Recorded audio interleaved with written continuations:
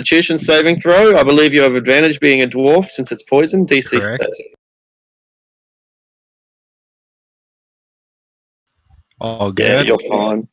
And one into Adrastia, and she's going to be immune to the poison anyway, I think. Oh no, you could go. You could be poisoned, but you couldn't go unconscious. Yeah, that's how it is. But it doesn't hit you anyway. Remind me, am I rolling up or down for having damage? Always round down. D&D always round down. It's just always. Okay. So one recovery, damage. which rounds up.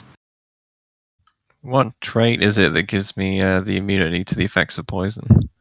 Not poison, but you can't fall asleep because you're an elf. So you can be poisoned, but you can't be... Magic effect. I do yeah. believe that poison can still put them to sleep.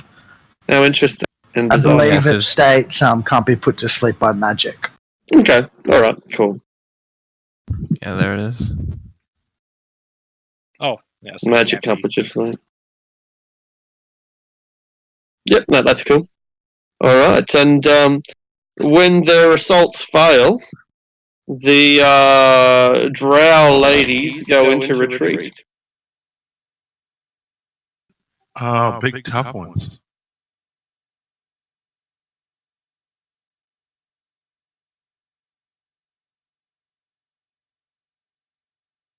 Alright. I'll now also reveal what you see in these rooms that you've opened, since you'll inevitably be going in there at some stage. There is this room is filled with whips, and there's one of those. How would you explain it? It's a circular device that sits on the floor like a spinning table, a spinning plate, or something. And you like a lazy Susan. Maybe I don't know what that is, but it sounds right. And you put your drow on your lazy Susan and stretch them out and bind them. I don't know if you've got this attachment to your lazy Susan. I don't know if you have the leather straps. Hang on. It's what you would find at like a Chinese restaurant where you can like spin plates. Exactly. Only this is spin the victim, and so you would put your and there's currently a victim on there. There is currently a drow who is bound to that plate, and she's spinning as we speak. How unfortunate. All right, Kaisia. Okay. I will dash.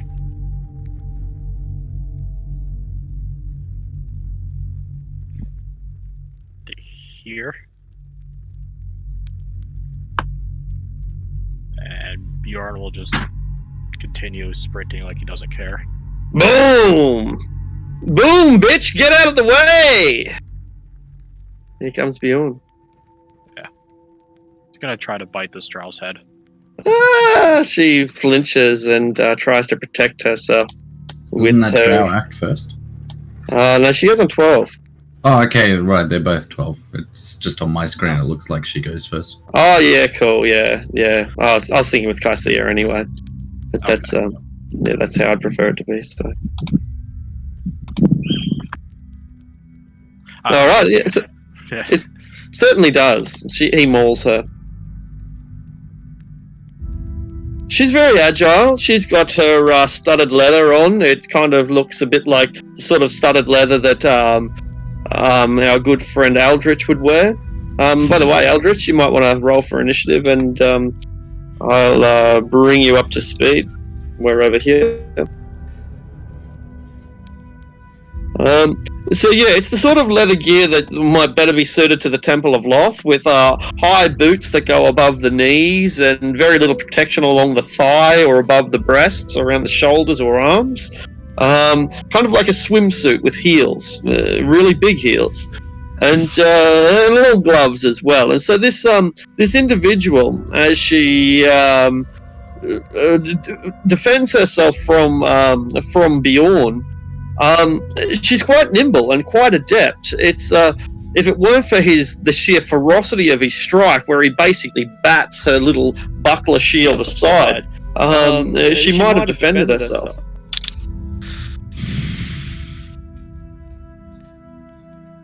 And now it is her turn to retaliate.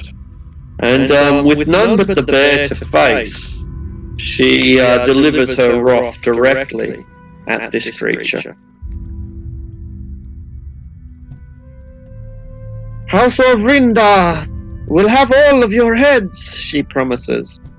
My sisters, my mothers, and me, we shall feast upon your flesh.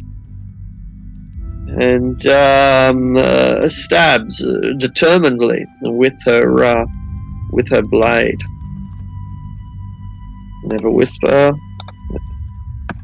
Alright. Bam bam. The first one may miss. It was her desperate stabs end with her piercing the chest of your mount, Kaisia. The scratch is only slight for 5 points of damage, but 13 points of poison as the venom surges through your companion's vein. Okay. So is that 18? Yeah, 18 damage. That's right. So the elementalist follow his orders. He's going to go into this corner and take the dodge action. All right.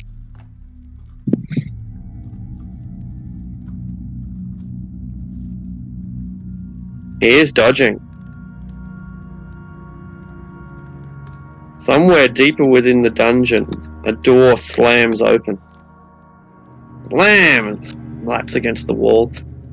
And several heavy feet start running down this way, getting closer with every step.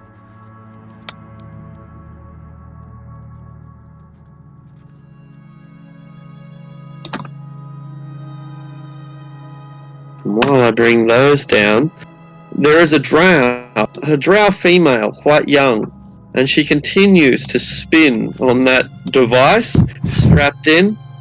Help me! Help! Help me! Isn't it Save more me! like help me? Help me. me! Help me! Yeah, something quite like that. Harrier. Okay, well, I guess I'm going in this room. Oh, they're gone. They're gone. You find yourself in a small room with very little furniture. There is, however, a bunch of coiled whips and daggers and other menacing tools. There's a little table in the center, covered with a pristine white sheet. A couple of lamp lights, bullseye lanterns that you might shine straight into someone's face. Knuckle breakers, things for removing fingernails. Those sort of devices. A bit of vinegar and salt to rub in. I go up here. All right, now we're in business. I see them. Yeah, you do. You do. You see all of them. There's a lot of them.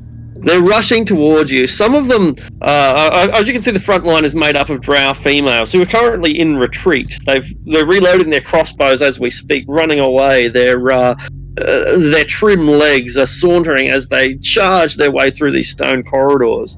That contrasts directly with the other monsters that are hurtling their way towards you.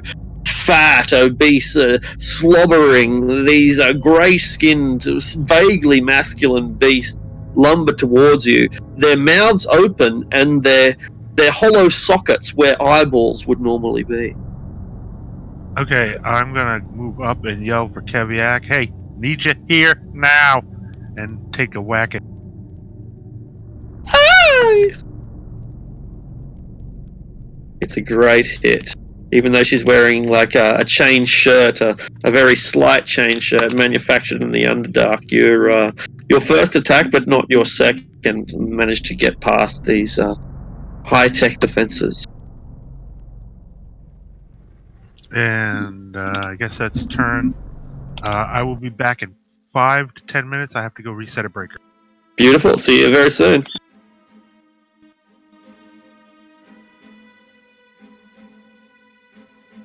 All right.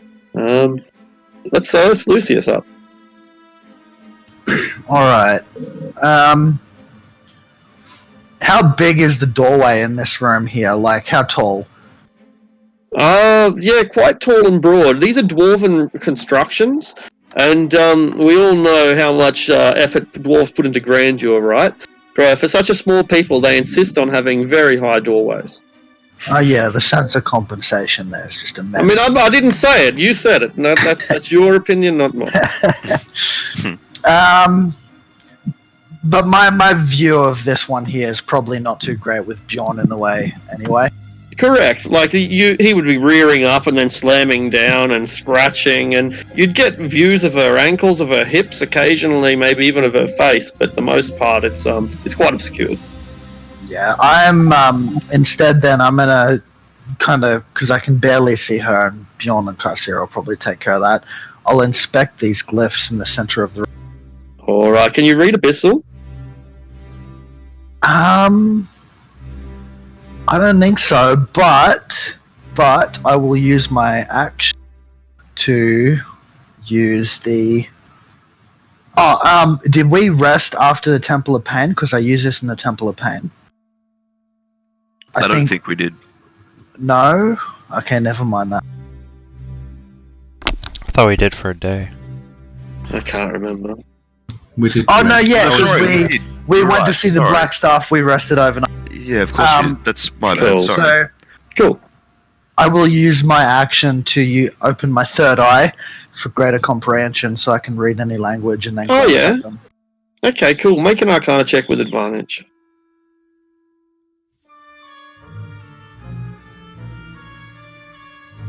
Okay. This is, for want of a better word, a chant. Or a code. Or a gate, a portal. This is the portal. This is the gate to the abyss. And opening it is a very simple action of uttering certain phrases and spilling a certain amount of blood.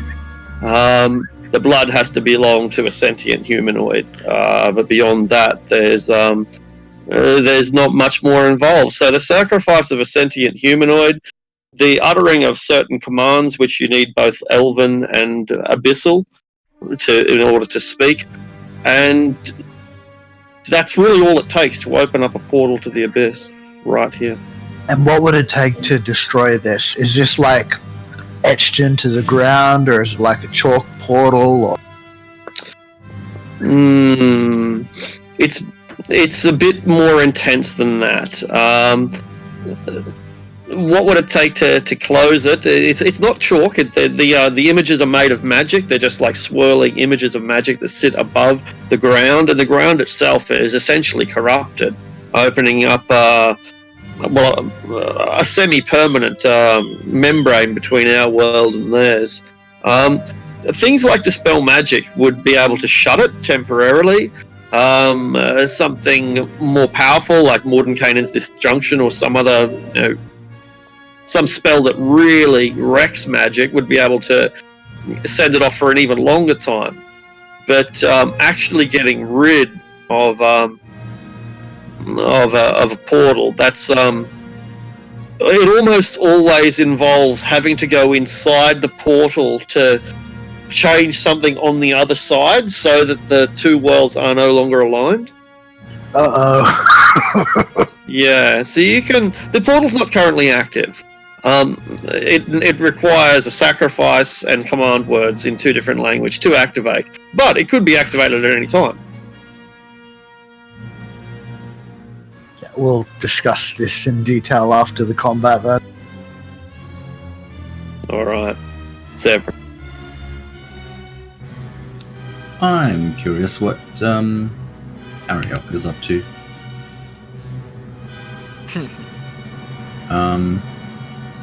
Yeah, I will. Actually, I'm just gonna dash to the back here. Still invisible. Of course, I need to keep that in mind. Yeah, I've got the icon on there. I'll take it Exactly, off. right? How can I not see it? So It's right over my face. Like it's hiding. You're quite clearly in ninja mode. that'll be my turn though. All right. So Sanj, Well, you're leaving a natural cavern and opening up into what was once a dwarven city. Dwarven temple, specifically. Right. So I've gone. That's 30. I'll dash 40. See the bear dealing with this drow here. Kind of go up here, and then seeing these two in here, kind of look, like glare at the fire elemental and ask, like, "What are you doing? Get in there! Incinerate them now!" And kind of keep moving up. Excellent. That'll be Fire elemental has its commands. Alright, Keviak, the wizard is getting in front of you. Yeah. He shouldn't have done that. Keviak's just gonna bowl straight through him. He's not your boss anymore, you know? You don't you don't have to Keviak step calls him aside. boss, but you don't get in the way of a barbarian doing his job, you know? Oh, hello, Hey! Keviak. Oh, fuck. Oh, God. Oh. Gives you a big bruise on your right hand flank. Ow. And as he's running up, he's gonna quickly sort of swap his mace into his shield hand and pull a javelin to throw as he rounds the corner. Now, before you roll this die, I should point out something which I haven't bothered to tell everyone else. It's relevant, but with so much going on, there's no need for details. But these doors, right? These doors are old dwarven doors, massive bronze inlaid wooden doors in most cases, huge works of art. But they've been defaced. Whatever original depictions they once had, whatever symbols and sigils, the sacred representations and relics they had, have been graffitied over the years by goblins, by giants, and more recently by drow. Each one of these doors is a work of art. Each of these walls is perfect geometry and skillmanship, and they've defaced every one of them.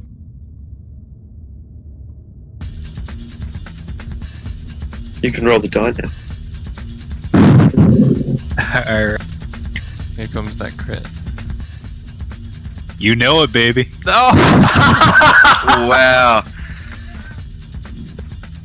Nice. I'm telling you, Dwarven man, rage. dice love barbarians.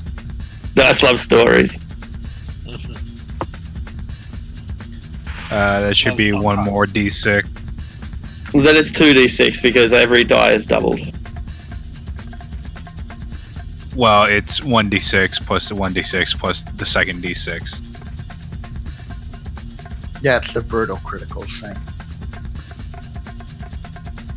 Every die is doubled, so wouldn't it be 2d6? No, the brutal critical ability, what it is, isn't it that you roll 3d6 instead of 2d6 when you crit? Oh, Basically, that's- you just add an extra. Let me. yeah, I- sure, but pull it off my sheet. so dice are always doubled, except in this instance because this is It's basically the half orc racial. That's all it is. right. Yeah, okay, cool. No, that's good to know. I'll try to remember that. Yeah, so it's a total of 14 damage, or actually 17 damage with raging.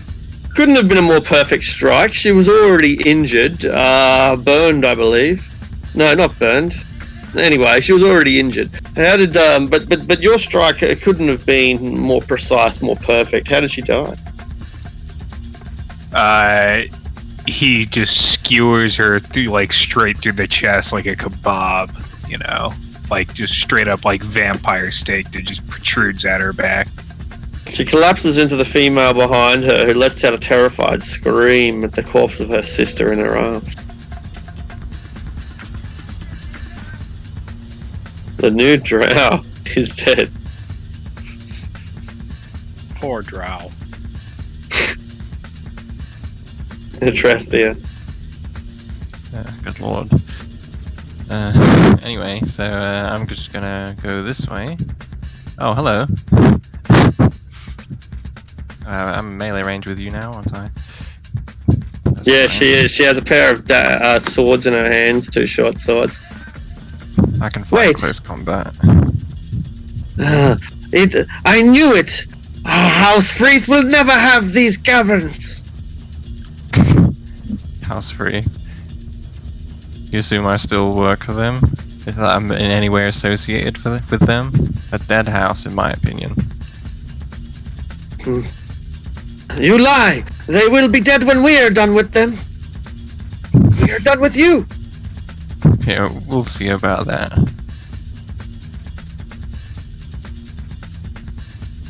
Ooh, yeah. See about that indeed. Boom! Oh my god. Alright, how does your, as your the blood sprays all over the drow, spinning on the circle, on the table. How does she die? I'd imagine that as I turn the corner and we exchange these words, she strikes at me with her daggers. Yeah! I block them with my crossbow, then fire one bolt into her stomach so she doubles over in pain. And then sort of kneel down and point my crossbow upwards and shoot upwards through her neck. Execution. It knocks her onto the table, and the table goes into a spinning freefall for all.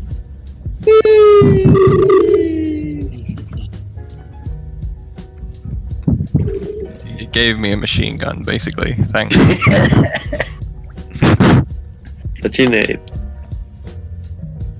Alright. The injured The injured drow female that is engaged with Ariok stabs desperately at the Tabaxi's position. Is a 16 hit? He might not be here. But I don't think it will.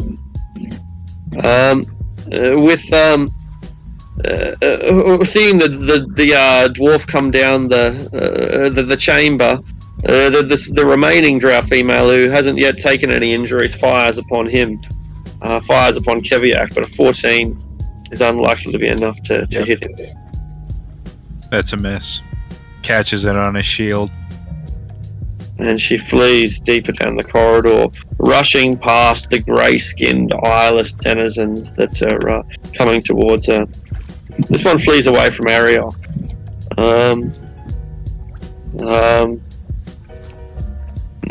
He's not here, so someone want to roll a d20 just for the sake of it, for an attack of opportunity. That will. Okay, that's pretty convincing. And she breaks his neck before he can get away.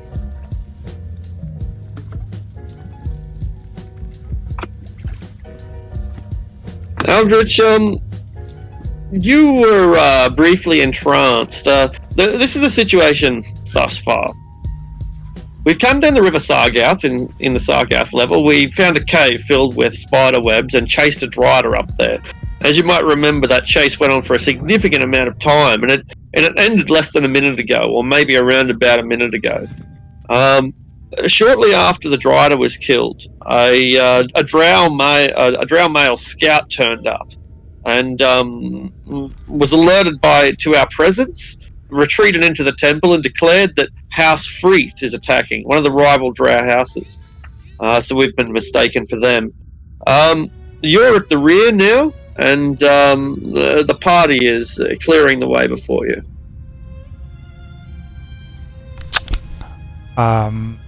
I'm gonna slowly poke my head around, making a awkward face. And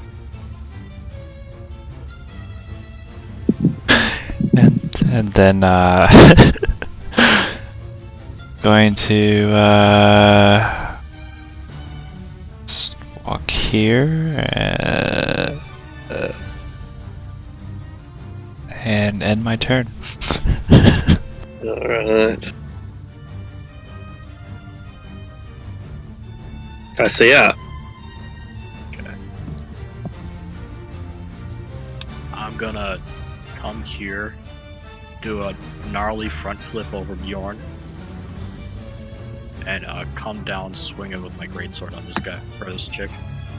Beautiful. She is. This room is a. How do you describe it? There's a. This room has a table, and on the table there are chains that would bind a prisoner there. Only there's no devices for pain or punishment. There's no saws or pliers, or the only whip is the one in her hands. But there is a bucket of water and a sack big enough to put over someone's head. I see. There is no one in there, but of course the nude, wet man is lying dead beside it. All right, so you burst into here, and this woman holds up her shield to block against you, but in spite of her skill, no, actually, she does. She blocks it. It's a great swing, but she catches it almost to her own surprise in the buckler, and defends your decisive blow by the skin of her teeth. Okay. Your bear adds some more pressure to the fight. Yeah, he's gonna kind of look down at his stab wound and just kind of claw her face real quick. Or try to. Yeah.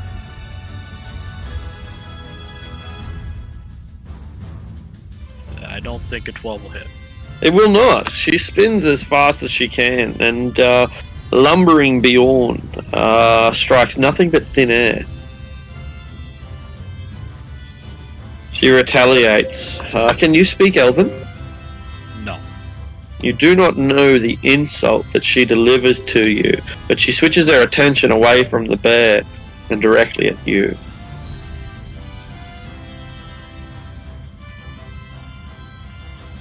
$11 and 13. That was both miss. Alright, not going to help her here. Fire Elemental kicks back into action.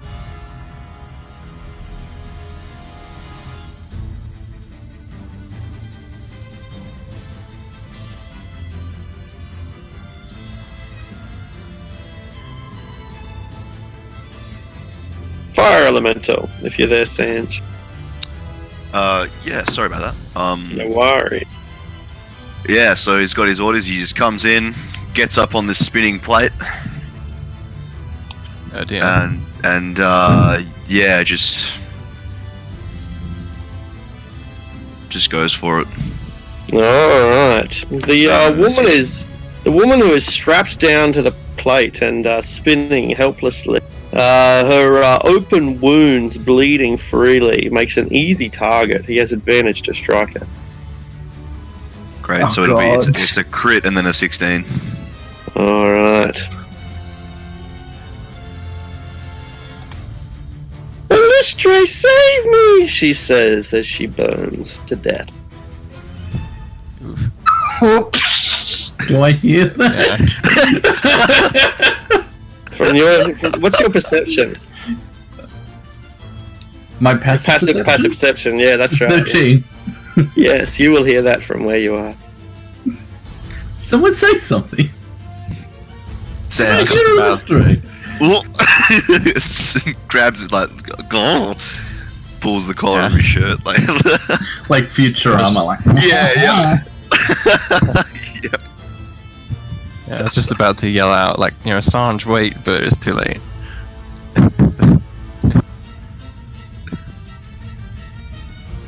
Grey-skinned entities pour past Ariok, ignoring him, and focusing their attacks instead on the dwarf.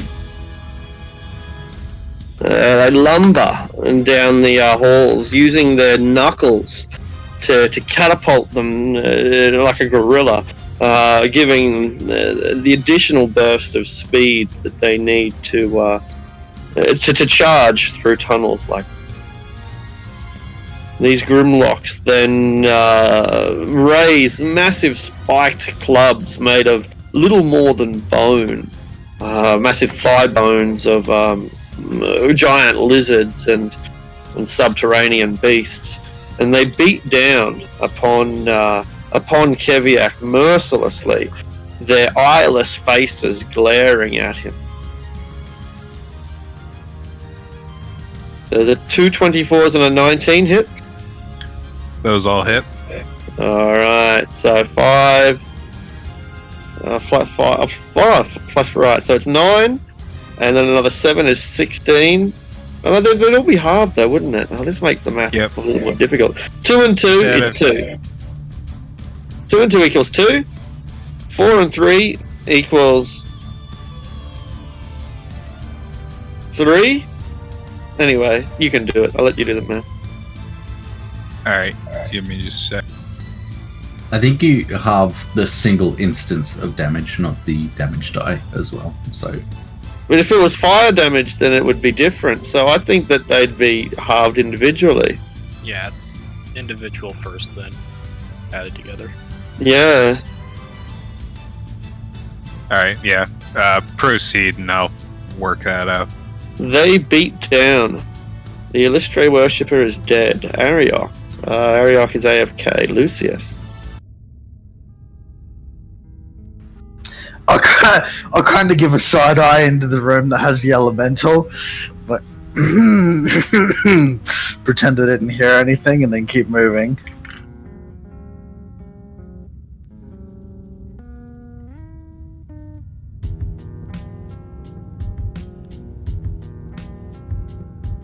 Okay, I can see scary things in there. I'll step into the doorway and cast Firebolt on this one here. Alright.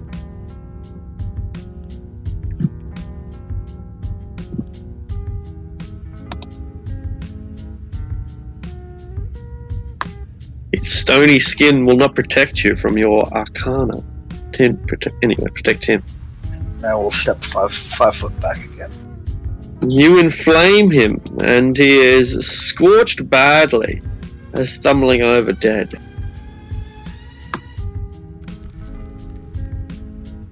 Zevram, you see only shadows of fire flickering through the tunnels, with no direct line of sight between you and the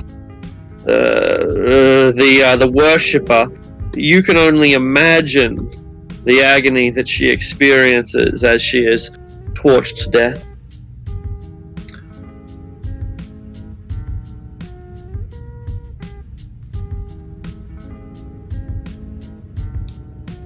Tortured to death? Yes. He kind of does have line of sight. 8 out of 10. Do I get the feeling, or would I hear that maybe more are coming from this direction at all, or do I feel like this is the? I guess You can use your reaction to make a perception check. I'll do that.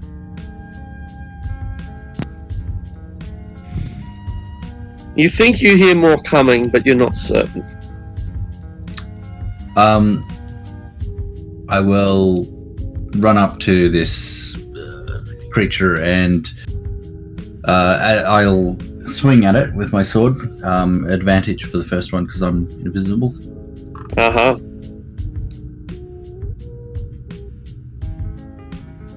Bam. Instant death. I will obviously not be invisible anymore. Step up 5 more feet.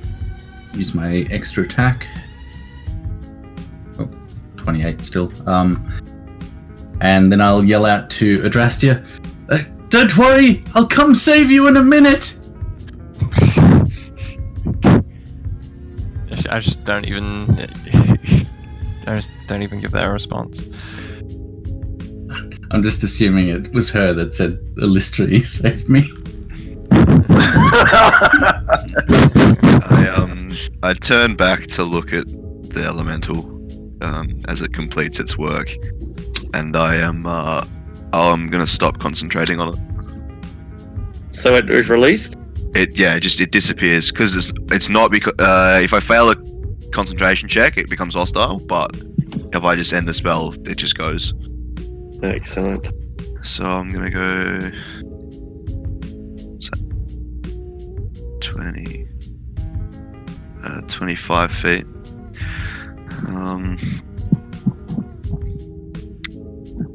And I am. Let's see. I'll take out my wand of magic missiles, and I'm going to cast. I'm going to spend 2 charges to target the top fellow. All right. So it's. Boom, boom, boom. You. The first attack wounds. Then first an injury, then a wound, a critical injury, and finally he is knocked to the ground and lies on the ground bleeding from the damage that you've inflicted upon his body. Only one remains. Keviak, this stone creature is standing right in front of you. It looks terrified at the short work that finished off its companions.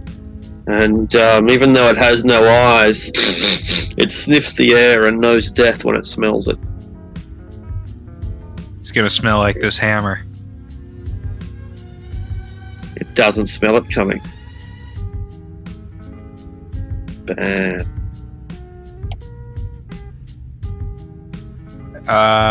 So I have an extra attack.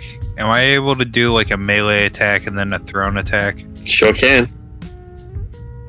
Alright, Keviak's gonna move up. You stomp like straight over the corpse of this blubbering just stony. Burls it over with his shield, keeps running because he's got another target in mind and he's gonna hurl a javelin at the fleeing drow. Bam! It just breaks through the links within her chainmail.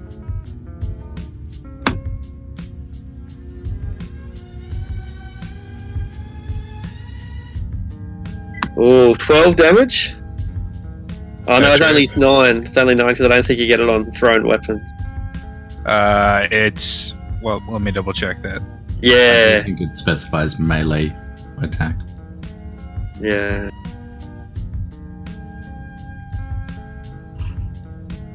Yeah, that's correct. My bad.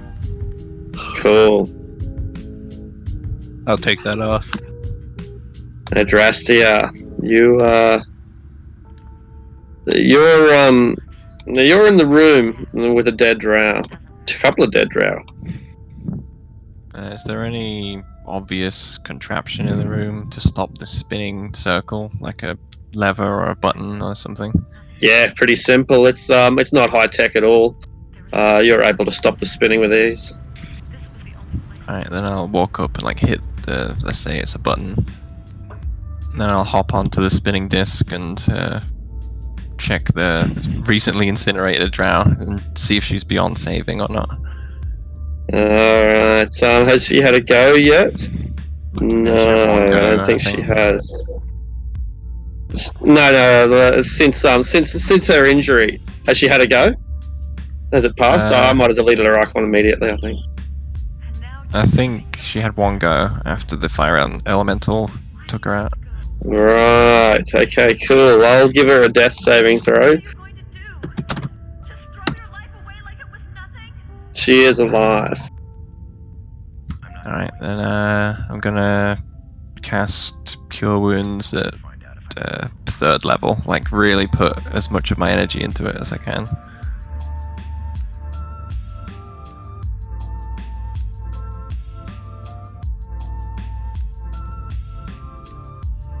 Oh, well, that's pretty rough, but oh, it's healing. But you nonetheless save her life. And she looks up at you with terror. I just say to her in Elven, like, yeah, I know. I'm not with them. Yeah, I'm not with them. I promise. I don't undo her binds for now. I just try to calm her down before I try to undo her binds. Okay, I must have it terribly out of order for some reason. Alright, cool. So yeah, you deliver the healing and the blessing of that you're able to summon, and she blinks up at you with terror. The injured drow, meanwhile, the female that has a javelin stuck within her, summons all the strength she can and sprints away. You hear her footsteps echoing throughout the corridor as she leaves a trail of blood in her wake.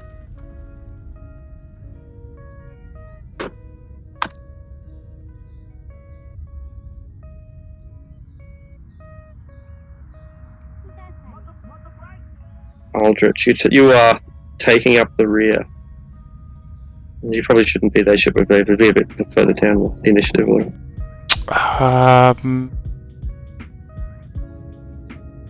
Is this person dead? No. I'm going to say, why are you beating up a Drastia? Oh wait, that's not a Drastia. It's a Drow, because I'm racist. Trying to say we all look the same. Y'all look the same, and I'm gonna cast Toll of the Dead. Alright. And she does what she can to resist. But it's not going to be enough. And then I will end my turn right here. 21 damage. It causes her to ring with pain. Her ears bleed, and as does her nose. But she holds her footing and prepares for the inevitable onslaught that Kaisia and Bjorn will deliver.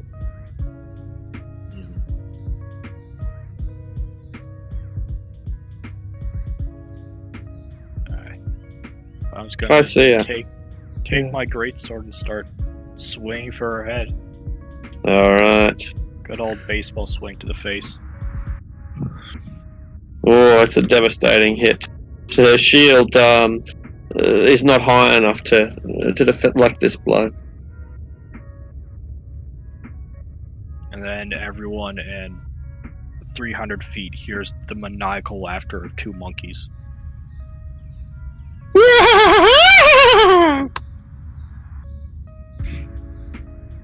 Bjorn will take the chance to try and bite at her as well. Alright, not unnerved by the monkeys, but all he can get is a mouthful of shield. This woman looks like she might be in severe danger at this point. And as a result, she has a few options left. You're not moving, are you? No, I'm not. Specify? No. Closing her eyes briefly, she calls upon her racial powers to summon up a field of pure darkness. And in doing that, she begins to squeeze past Bjorn and Kaisia. But you both vaguely know where she is, but you also don't want to strike each other. You both have disadvantage on your attack rolls to strike her as she attempts to maneuver. Ooh. In the rolls with opportunity attacks, it actually says you have to see the target. I'll say that they can make them in this one because they know where she is more or less. So I'll give you the attacks at disadvantage. Okay.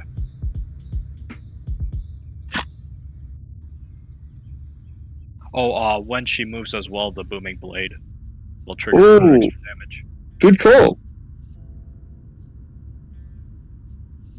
Okay, so the greatsword will just barely miss. She deflects it with the. Okay.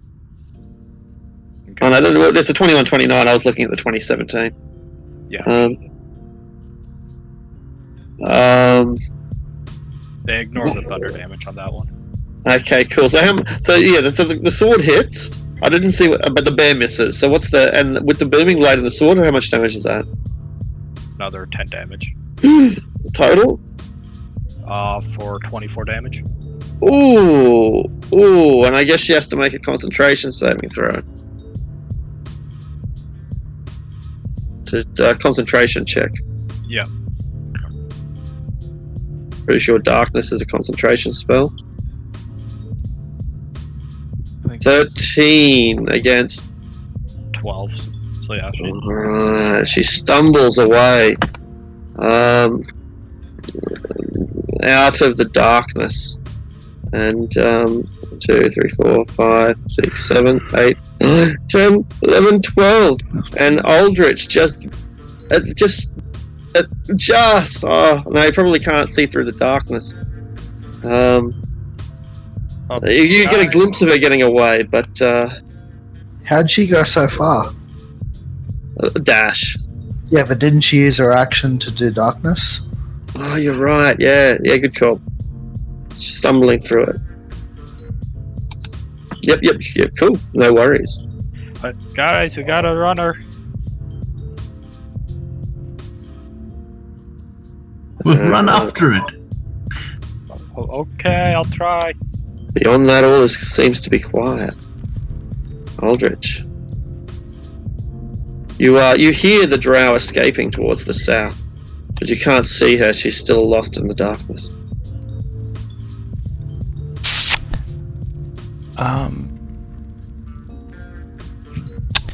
I'm going to pull my action to cast Hold Person if I see her come into view Excellent. from the darkness.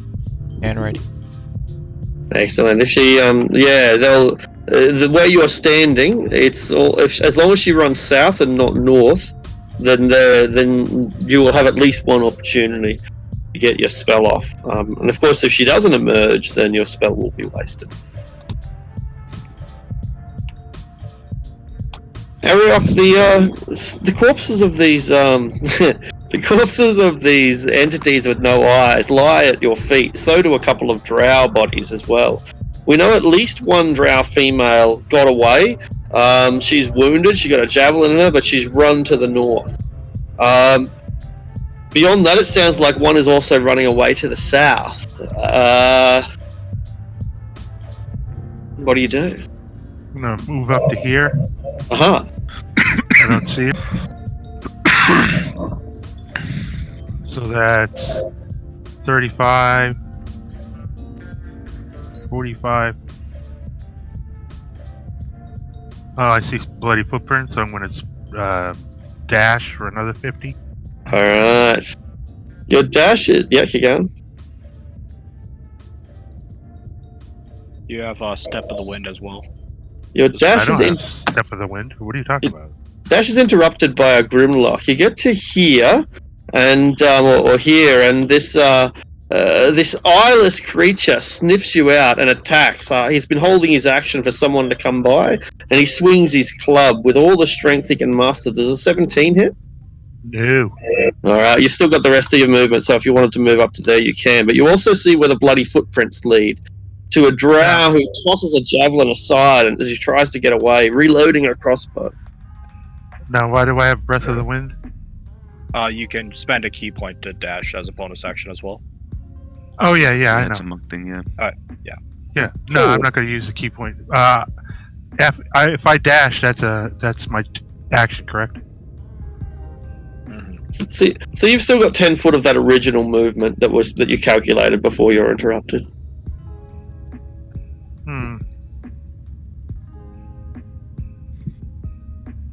I'll go to there, and I guess that's my turn because I use it. Action. Alright. He's used his reaction to hold his action so he doesn't get an attack of opportunity as you move away from him. Lucius. I shall use my Crook of Liberty to cast Dispel Magic on the duck. Alright. It is a second level spell and thus dispelled instantly. This woman looks almost dead. How she's surviving must be on will alone. You see her stumbling the way someone might stumble out of a surgery midway through a procedure, an operation.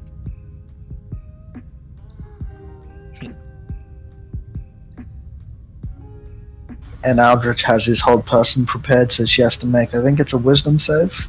Good point. So as the instant the darkness drops, Aldrich does indeed get his spell off. So she makes actually, a- before she rolls, I'm Yep. going to use a portent on that since it's an enchantment spell. Sure. I'll give her a 7, so she. She has been held.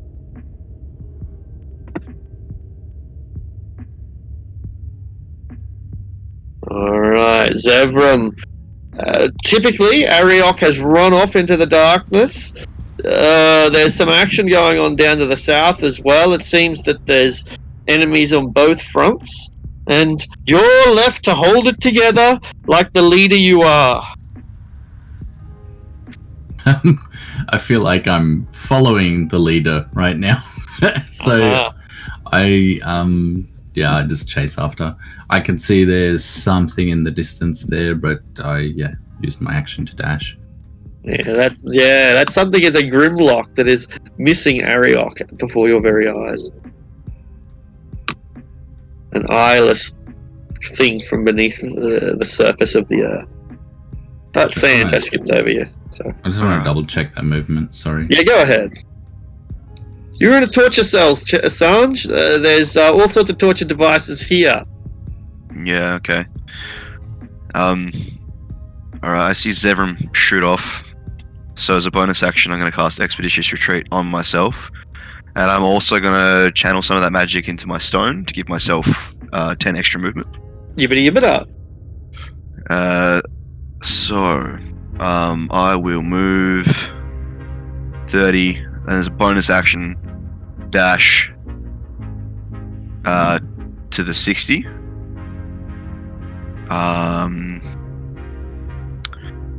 And I am going to then hold a Ray of Frost with my Master Apprentice wand. Alright. Kaviak. People are running off towards your east and they're leaving you behind. Yeah, now in Keviak's watch. How high are the ceilings in this cavern? Quite high, about 20 feet high because they're dwarves. And why wouldn't they be Okay. 20 feet high? Are you trying to say something? Is that what you're trying to say? That we don't need roofs 20 feet high? Is that like, well, what if I want 20-foot high roofs? What if we want to walk some elephants through here, you know? That's right. Because we can do that. We're fucking dwarves. That's We can right. do whatever the fuck we like. We're rich. We can And buy if you all the want. elephants. Exactly. They're probably starved to death. Why do I feel like I'm I watching played Dwarf Robin Fortress. Rapp video? Anyway, he's going to activate his winged boots Beautiful. and basically just start running along the walls. How does it make you feel, Sanj, to see your old henchman fly through the air like some kind of supervillain? It's a mixture of. It's a weird mixture of pride and jealousy. Pride and jealousy. He's got these sick boots that he can just fly around in, and I'm here using my own 2 legs like a sucker. I can fly as well, but I don't have it And, prepared. You can do that, but I don't want it. He's gonna fling a javelin at that. Alright, it has +5 to its armor class because it's in such an excellent position. But as it lunges forward with a clumsy shot, you have a chance to hit. Oh, the Grimlock is saved by fortune as your javelin lodges itself right in the cornerstone. It sniffs the javelin and touches it like a blind man and then shudders with fear.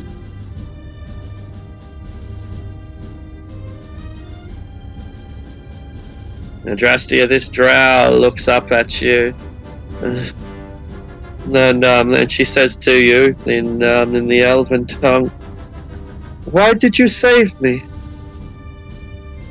Well, in your final moments, you called out for Elistre and not Loth.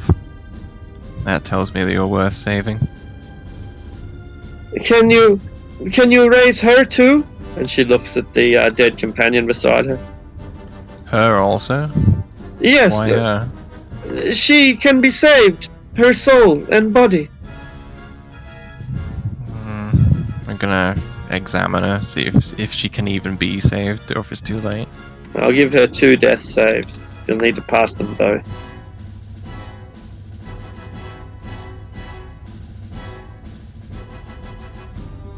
She has stabilized and is breathing. Alright, I'm gonna take her weapons and toss them into the adjacent room, and then use cure wounds at first level. She goes for her weapons. Aim. It's a healer, but she goes for her weapons, but they're not there, you know. Yeah. And so I just aim my crossbow at her, like, don't move. Or else you're going straight back to death's door. She looks down at the strapped down companion. Why did you save me? Well, this one, and I motion towards the strapped down one, this one insists that there's still hope for you. She looks down at the companion and gives a little bit of a smile. I love you, Gareth. And I love you too, Paranoia. Just raise an eyebrow at this, but I don't say anything. Well, the two of you just stay put. She Yeah, maneuvers. sure. The second one that you've brought back to life, even as you're saying move put, she's maneuvering herself around the room. I'm just gonna poke my crossbow into her back. Like, what did I just say about not moving? She looks over at where you've tossed her weapons, and then she sees Lucius and Aldrich, and then she sees the bear beyond that as well, and raises her hands. She surrenders. Alright, back up to the far side of the room, please. Me and my companions will surely have some questions to ask the two of you once this is done. So just sit tight.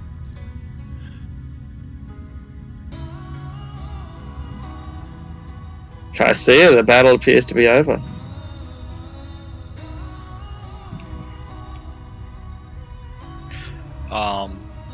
Yeah, so I'm gonna kind of scooch Bjorn back and kind of walk out here. What are we gonna do with that one? And those ones? I thought we were murdering these people. As well, that remains to be seen. We have some questions to ask first. Oh, okay.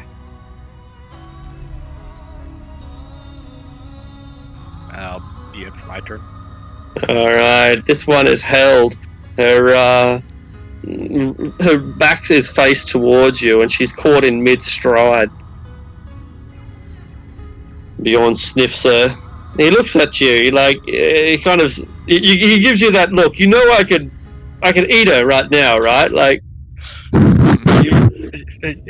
Give her a minute. We'll figure it out. Naked one. He goes over and has some sausage. Alright, looks like she can make a break for it. Let's give her a saving throw. She gets It's plus at the end of her turn anyway. It's at the end of her turn. She is broken free. She makes a run for it, but it's not her go. Alright. Grimlock. Last Grimlock. Launches himself. Oh, I forgot about this drow female. I forgot about her. She keeps running. 3, 4, 5, 6. And then fires one bolt at Ariok. Ooh, and the bolt, it misfires, and her hand crossbow, the wires shatter upon it, and she is left without a ranged weapon. The Grimlock launches itself after you, Ariok, not having the sense to stay out of cover from those approaching from the south. 18, does that hit? Negative. You must leap over it or swirl to the side. It was a pretty good strike. And the bone club smashes against the tiles below. The battle is almost over, and yet not quite. Seems that it will continue. Aldrich, it's over where you're standing, though, right? I'm gonna slowly creep up behind this drow and gonna smell the back of her hair and go up. she gets goosebumps all over her body. Gonna go to her ear and say, I don't really know if we need this many hostages alive. Maybe I'll extend you right now. And then, as I let the suspense build, I will tie her up.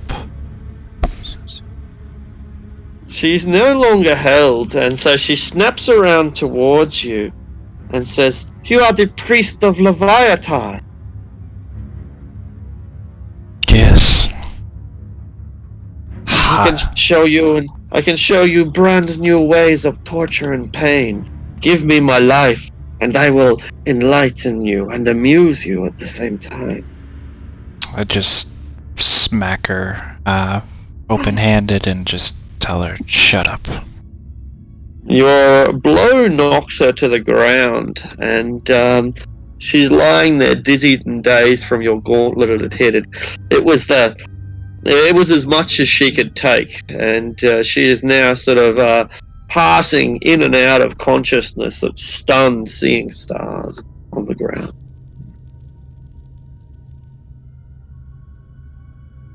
Two targets, Ariok. One directly in front of you, one limping away. Oh, I'm going for the drow.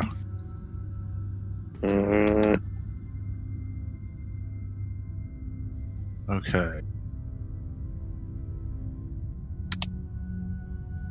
Crunch. The first blow is enough. She's done for. Okay. Since I landed a punch, I can move back, spend a key point, and hit whatever this thing is for 2 more.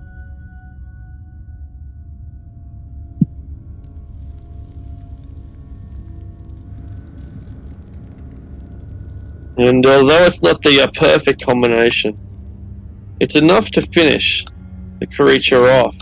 And your kills are relatively silent. Using bare hands, breaking necks and bones, and the corpses slump to your feet, almost without sound. So I should finally describe the room that you find yourself in. It appears to be a prison. There are several cells to the western side of the wall. That's over here. And there are further cells to the north as well. The place must have once harbored the Grimlocks who came down to attack you, but they're all dead now. Some people are reaching their arms out through the cells, through the cell doors, to try to calling for your assistance, for your help. But other cells lay completely quiet. What kind of people are in the cells? You can't see from where you are. So I won't stay in initiative. I'll let you sort of regroup. But so I'll start describing it shortly. But for the now, I'll let the party regroup. While everyone's coming up this, assuming, but while I've got a sec at least, and expeditious retreat's going, I'm gonna just like quickly breeze up and down this corridor, looking for false walls, secret passageways, a device with which to open said passageway if there is one. Sure. So the way you spend the next few moments is with an investigation roll. Yeah, perfect. Okay. Kiviak's gonna gather up his javelins. What are the rules for ammo recovery? Usually you can recover them, and arrows is usually 50%. But otherwise, it just depends. In this case, your javelins are fine. All right, thank you. So just like if I could reasonably get it back, I do. Yeah, that's right. Yeah, javelins tend to be it's pretty easy to retrieve. and simple to repair as well. So yeah, they're usually not a big issue. Thank you kindly. Yep.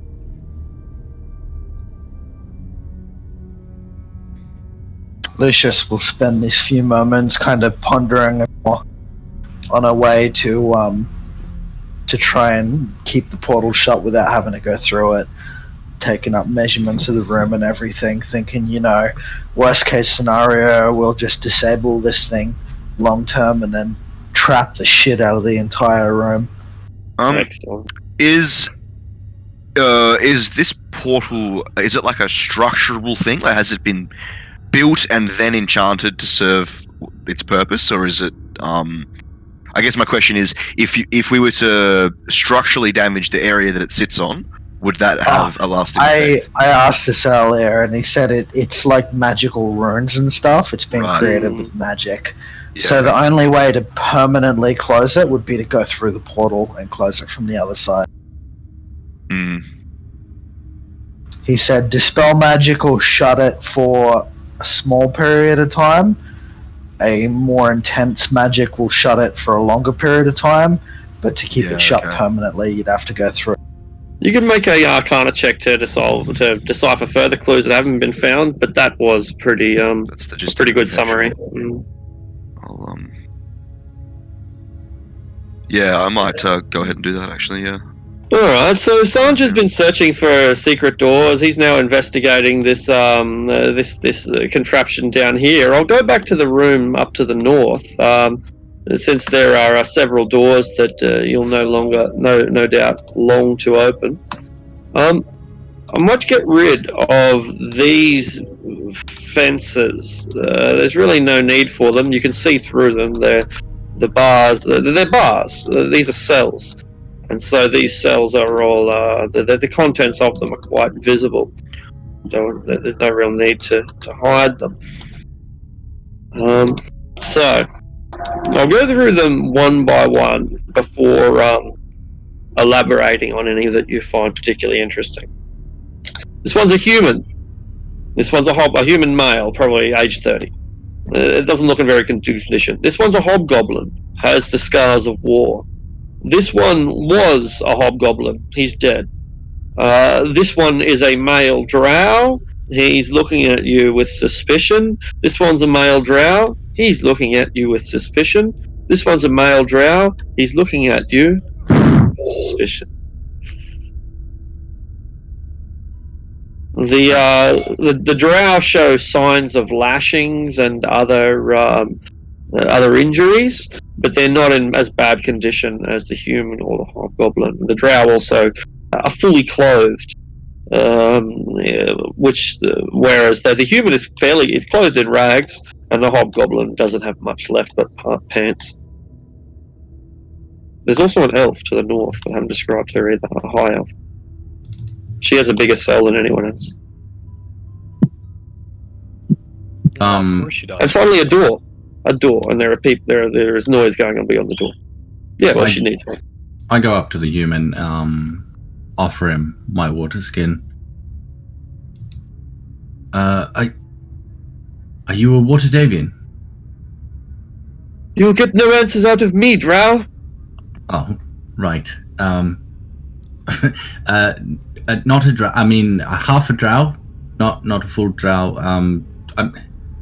Look, I'm one of the good guys. I'm with the Silver Cloaks of Waterdeep. Make a persuasion check at disadvantage.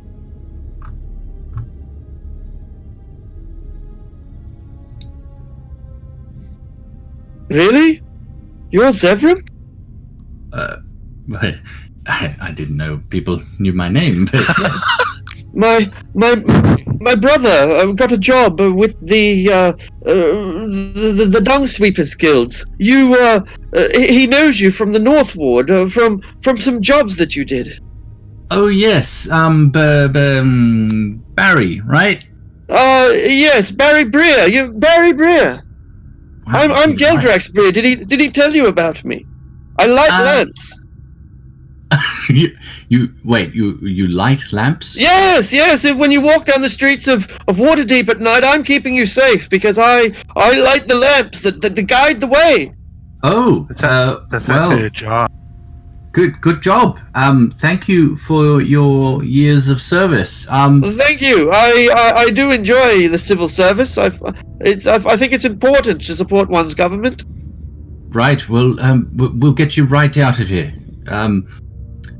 Any more water Davians down here? I don't think so. But the fellow beside me, well, he's rather capital. His name's Lurash, and he's the favored bodyguard of a warlord. I like look into the cell and then back to him, back into the cell. You know he's a hobgoblin. Yes.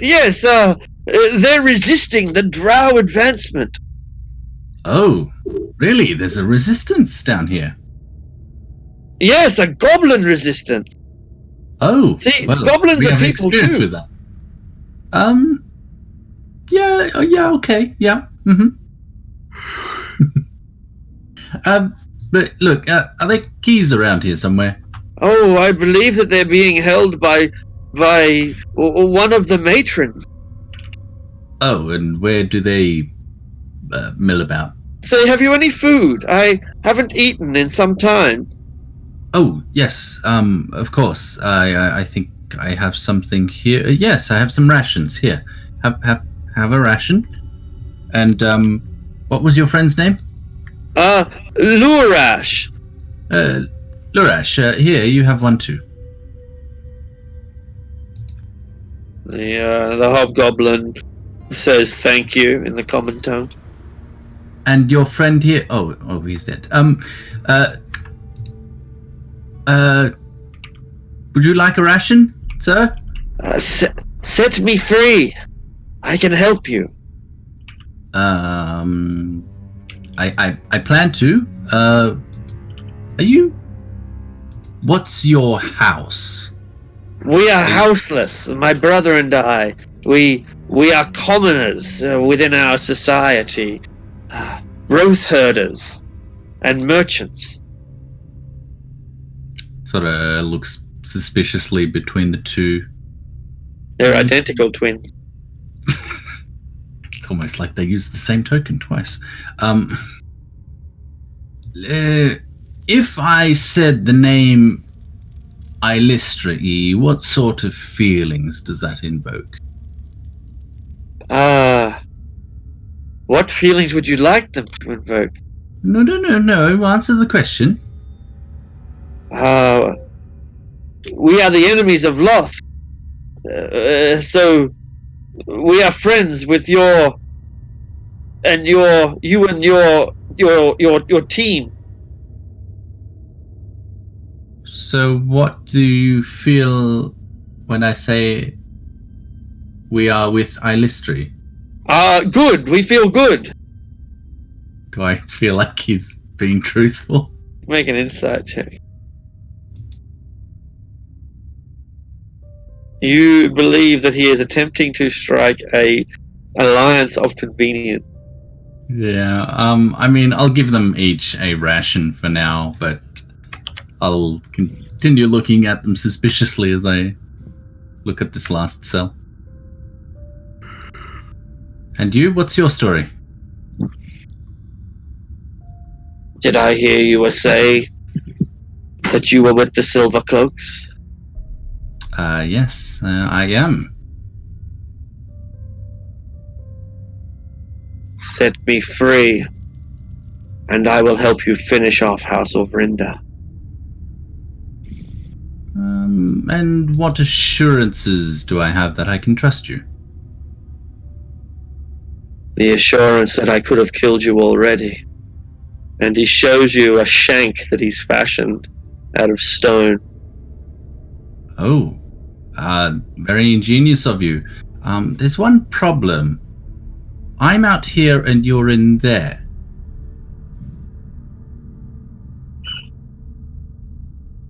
My arms can reach through these bars. Oh, I step back 5 feet. What about now?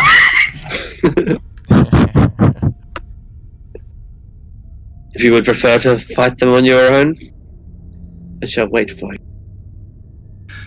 Well, I'll be back once we have the keys. I head back down towards the other cells, and I'm gonna attempt to unlock these with my thieves' tools. Yeah, go ahead. Just the 2. Yeah. They're pretty primitive locks, and they open with ease.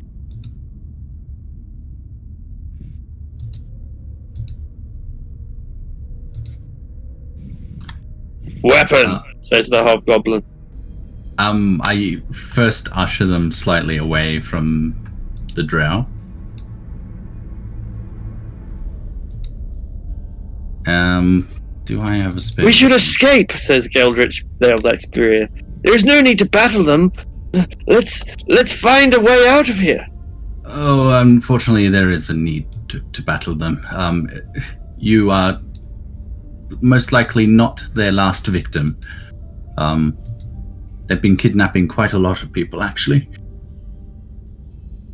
Better just put a stop to it now.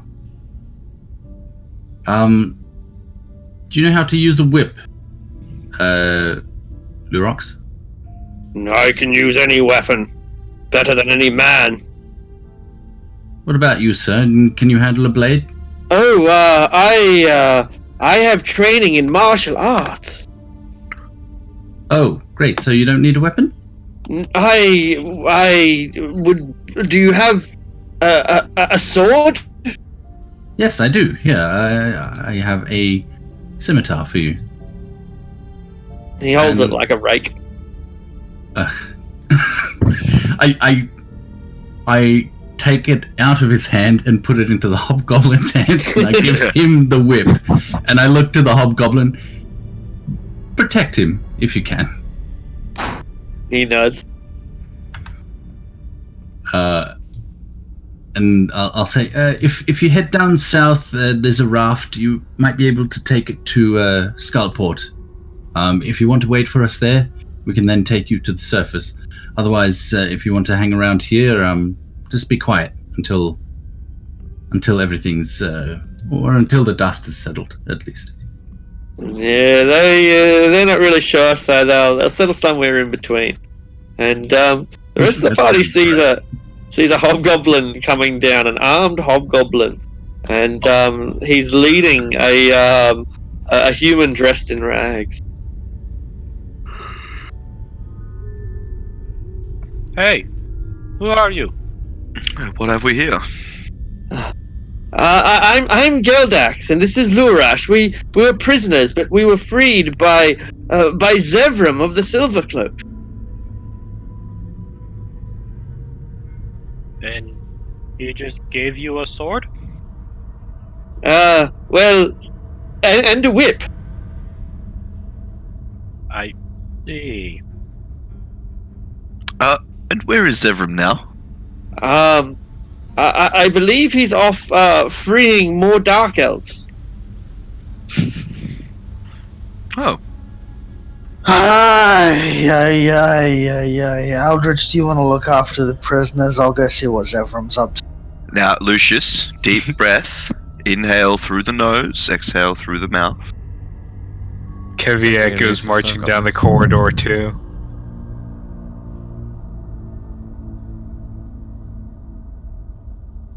I pop my head into this room like very quickly, and it's just like sorry about the elemental, and I kind of just go back to the couch and just kind of like twiddle my thumbs and fidget a little bit.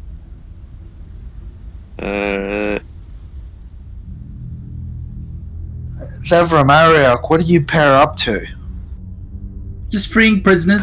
Well, is there a door up? You said there was a door up here, right? There is a door there. There's a final cell on your right that contains an elf. She's watching you with a great deal of anticipation, and there is a door to your north as well. Okay. I open the door. All right, everyone, roll for initiative. From the start. Oh yeah. Exactly where you already are right now. Oh yeah. Oh, look at that. What are those? Strider heaven. Sorry about your fur.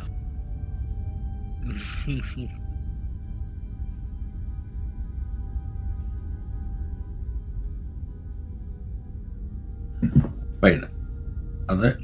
I can't tell if they're troglodytes or, fucking, what are they? Those interplanar frog creatures. Slans? Slugs. I can't see too well because they're in my dim light, but they look like slides, not. It's some sort of frog lizard creature.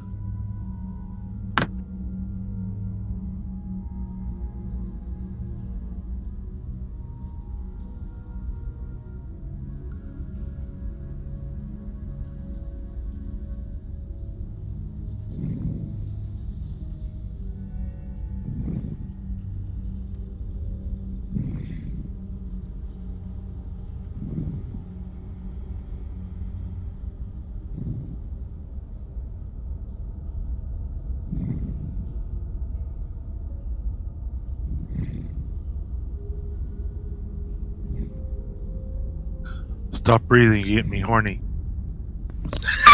What?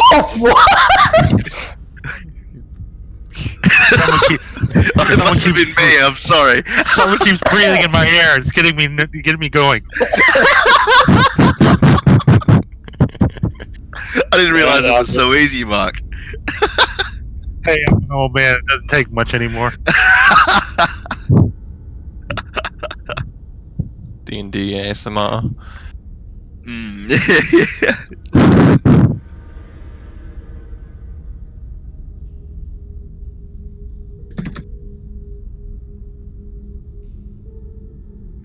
Do we lose Arctic? No, Arctic's rolling so many dice.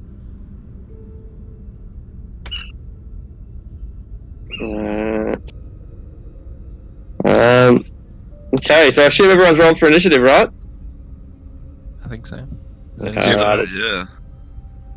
Somewhere in the distance, you hear a door open, but Adrastia, the party's already decided to move north, so we're already beginning to travel towards the group when the chaos begins. Yeah. We had a few minutes to sort of consolidate, to recuperate, to reorganize, but we remained separated. And thus now it sounds like whatever's going on is happening in a considerable way away in the distance. I guess my ears perk up at this sound, and I figure it can't be good. So I throw a glance at Sanj and Aldrich and Kaisia, and tell them, oh, that can't be good. Go check that out. I'll stay here and keep an eye on these three, and I'll ready an action and to shoot any of the three if they try to attack me or make a break for it, and Excellent. I'll posture threateningly so they know that's my intention. Cool. Ariok, make a perception check.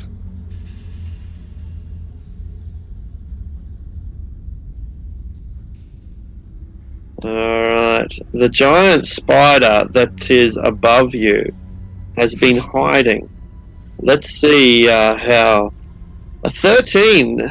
Just you spot it only a fraction too late as it descends from above, dropping down and attacking, biting you on the head, injecting its poison straight into the veins that connect your neck to your scalp.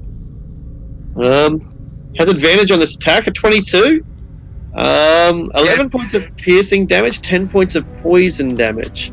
Just 11 points of piercing damage, that's it. Good point. Good point. And the giant spider attempts to drag you up into its web, but you're too heavy for it to, for now at least. Kaisia. We begin moving towards the north, only vaguely aware that chaos is unfolding up there.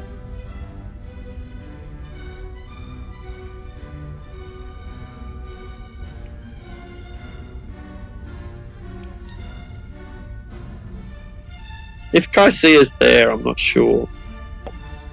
I was laying on the couch, just kind of picking at the gunk underneath my fingernails. No worries.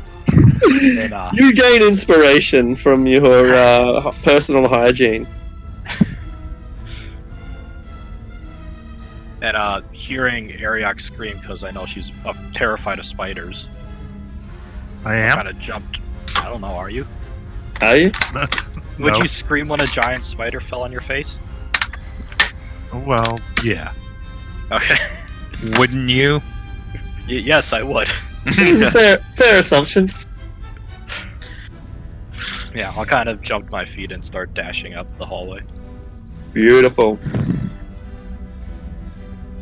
Your steps echo, and soon you will find a trail of blood, and the footprints will lead you in the direction you need to go. Okay.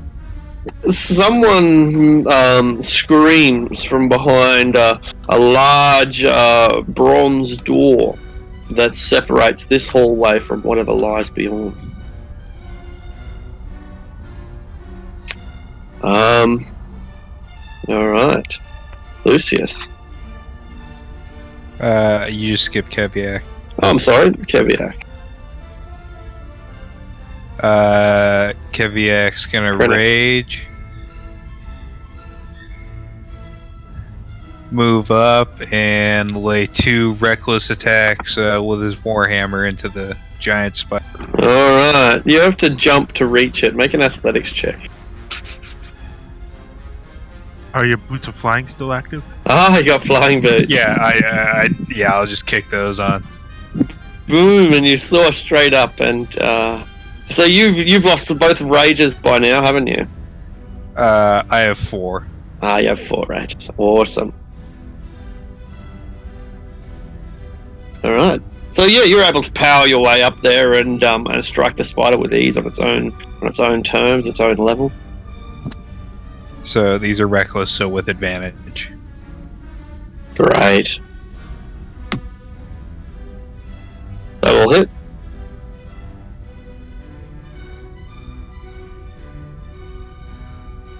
So total of 21 damage. Alright. The spider pours green gunk out from its wounds, but fights on defending the webs that make up the majority of this high vaulting roof.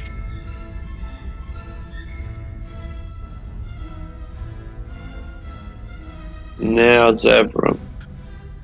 Right. Don't think I can get in there. Would I be able to, like, move through my friends and attempt to tumble underneath this spider? Maybe end up on the other side of it somewhere? You won't even need to. The spider is like 6 feet above you anyway, so there's effectively a gap right through the middle. Oh, okay, fair enough. Yeah. I will end up there, Yeah. and I'm gonna slice up towards the spider, Alright. assuming it's within reach. It is for you. You're taller than the dwarf. Oh, I had to jump because I was a dwarf? Literally. that's the reason.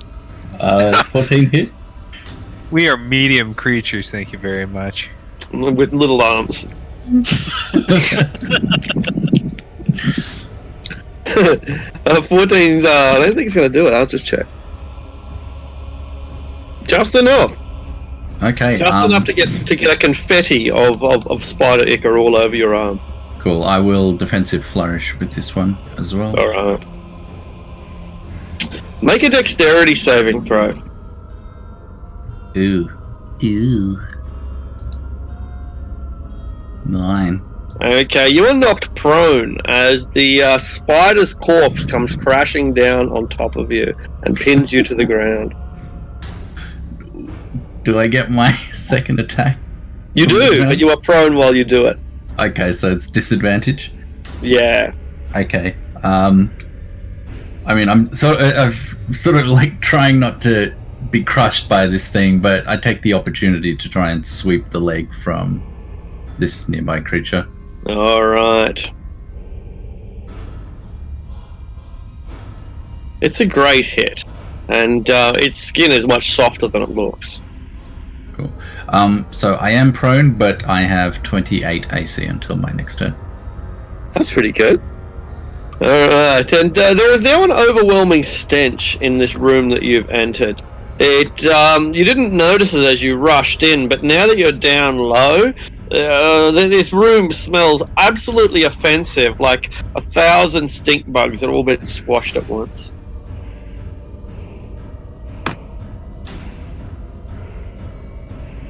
Great. I love this smell. Yeah, it's make a good cologne. Cologne for your colon. Anyway. I will move up 15. What do these things look like? Because they look like deformed lizard men. I don't know what they are, and I'm getting really nervous. They smell awful. So they're like troglodytes on steroids. Possibly. It could be one of those Faerim lizard man, Ashabi. Asabi, yeah. That's them, Asabi. Could be them. I don't think it would be them. Oh, like as a player, I don't think it would be them because Asabi are meant to be like 10 foot tall or some shit. It's a long way from Manarok. There's a lot of spells I can't use because Zevron's in there. Oh, because Zevron's in there, but not the rest of us. No. I will... A 20-foot cube, I will cast Black Tentacles because I'm confident that Zevron has... Being prone doesn't have disadvantage on dex saves, does it? Because he can still, like, roll about. Yeah, I don't think it affects... sorry? Yeah, never mind. I'm not I don't think it does, no. Alright, yeah, I'm gonna cast Black Tentacles in a 20-foot cube. Cool. Can you draw the cube? Yes.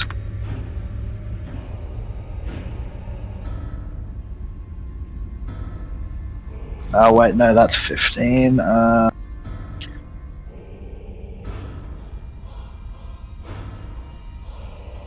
That. Alright. Dex save? Yep. Yeah, dexterity saving throw to be restrained and then take damage. Alright, they're all restrained. Oh. Nice. Tentacle wraps Zevram up and begins smashing him against the ground.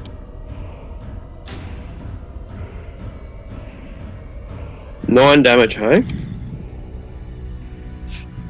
Yeah, no, okay, I think they are troglodytes. Finishes one of them off.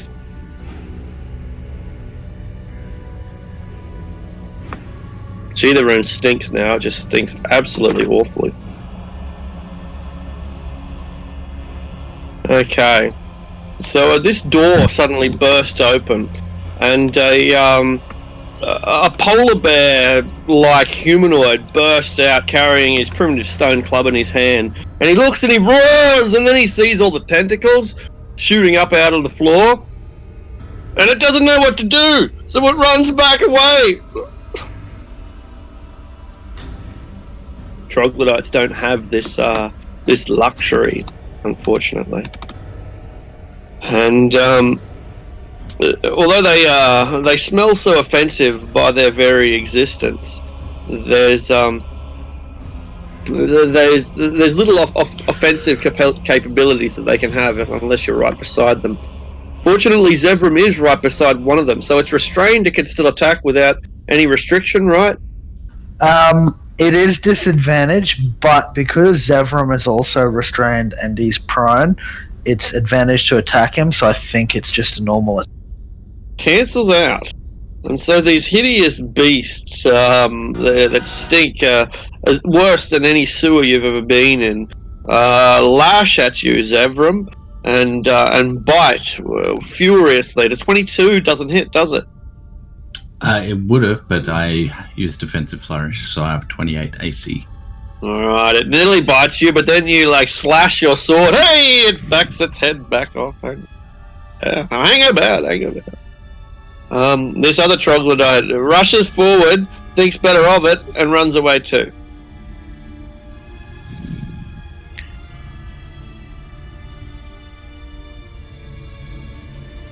Yawn. Bjorn will see me run off and just kind of follow suit.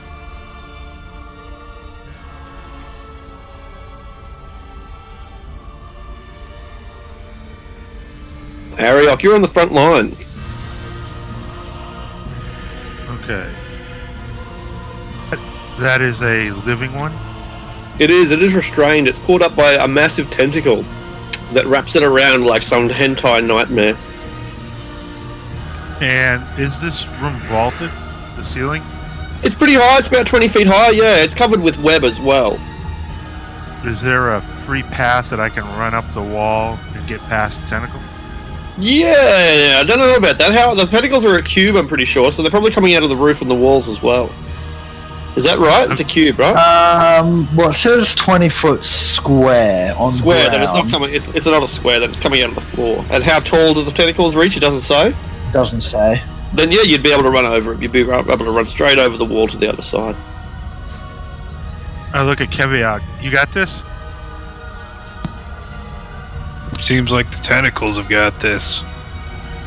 Good deal. I run on to the other side. I start laughing while I'm being bashed about by these tentacles. Sorry, there is one thing before you start your turn. I keep forgetting about it. The troglodytes smell that bad because you start your turn within 5 feet of one, right near one. You have to make a Constitution saving throw right from the start, or you just get nauseated by the horrendous stench. Is that poison? Will be poisoned, so it will be. So yeah, I guess. Yeah, the short So it answer doesn't is affect yes. me. I don't think So it it will. doesn't affect No, don't think so. No. Okay, so I run All right. to here. What do I see? You run in there and you see 3 different creatures. One is that massive polar bear-like humanoid. It has its hand axe ready to strike as soon as someone gets close. One is a troglodyte, one of those lizard men that you're fighting. It's ready to snap with its jaws the instant someone gets close. And finally, there is a drow. He's looks like he's kind of cross, kind of has a look of a headmaster coming to see what is the meaning of this. He's turned up and he's a little bit surprised when you defy gravity and enter the room, not from the floor but from the wall. Okay, I step up. Let's see. And to him and punch him. Alright. The first will miss, the second will hit. Okay, then I spend a key point, punch twice more. Okie doke.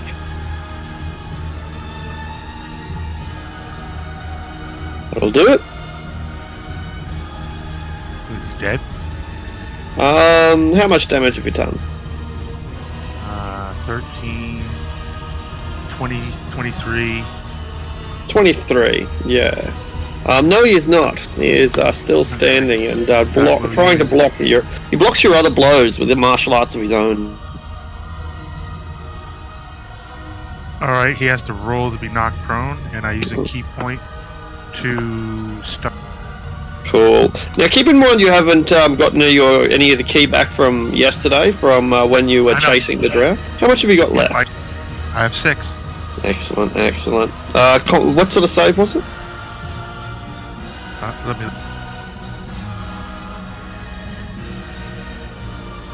I believe stunning strike is Constitution.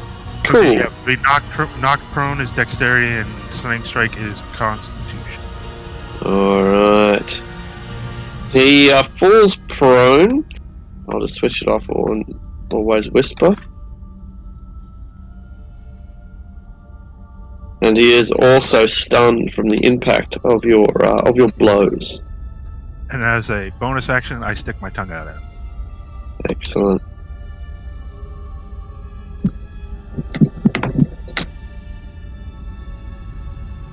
All right. He is stunned. Sarge. Alright, so I've been reclining on this couch, and I grumble a bit as I get up out of it. And with Expeditious Retreat going, I'm just gonna move bonus action dash and then action dash, I suppose, depending on how far I need to go. Oh, whoops. So what's that, like 25, 40, that's the move. That's the bonus action dash, and then I'm gonna dash as the main action. And that's turn. So just meow straight through all the tunnels and the corridors. Beautiful. Okay. Aldrich.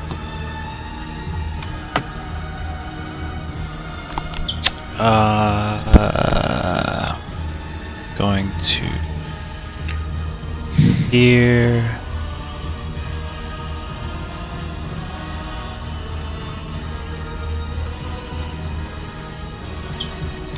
And that'll be the end of my turn. Indeed. It's the big battle. Who's next? Swarm of spiders. There are none. Adrastia. I'm just babysitting. Great idea. There are no giant spiders either. Clicia. I'm just gonna keep on running. Kreenak. There is no Kreenak. Keviak. Keviak is gonna follow after his feline friend. Since boots are already activated, he's just gonna fly over the tentacle mass. Beautiful. And come down into here. And second he sees him, bash this fella in the face.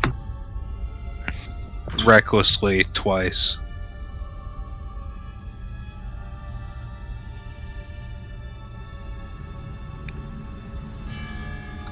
(22 and 21). We'll both do it.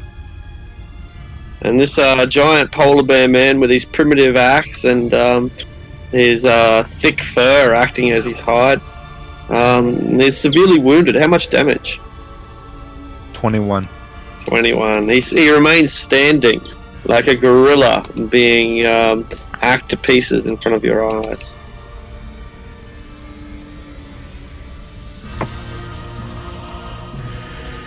Madness. Zevram. Alright, so con save first, is it? Con save for being 5 feet within a troglodyte. Oh yeah, I needed to make that too, didn't I? Yeah, good call. Which case do I get advantage for dwarvenness? You do, yeah, I think, yeah. And Lucius needs to roll 3d6 for me as well. Alright. So everyone gets lashed around in all directions. Now, it's an action... is this difficult terrain, by the way, Lucius? Let me check. I know you need to use an action to free yourself. Yeah, it is difficult terrain.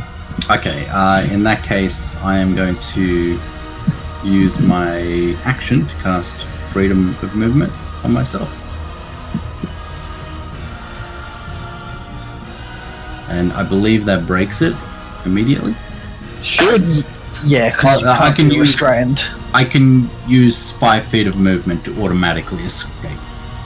So I'll use 15 to get up off the ground. Cool. I'll use 5 to unrestrain myself. Yeah. No, you don't need to even use 5, because that 5 is only for non-magical restraints, but the spell says that you cannot be restrained by magic. Ah, okay. Alright, so I have... well, I don't have my action left, but I will move 15 feet out of it. And that'll be but 10. Alright. Lucius. So there's an elf in there, not a dark elf. Yeah, that's right, a moon elf. I shall. I'm guessing the cage is locked. Yeah, that's right. Yeah, with a much better lock than the other lock. Yeah, I'm not some pickpocket thief like Zevram is. I'll just firebolt one of the troglodytes that's still inside the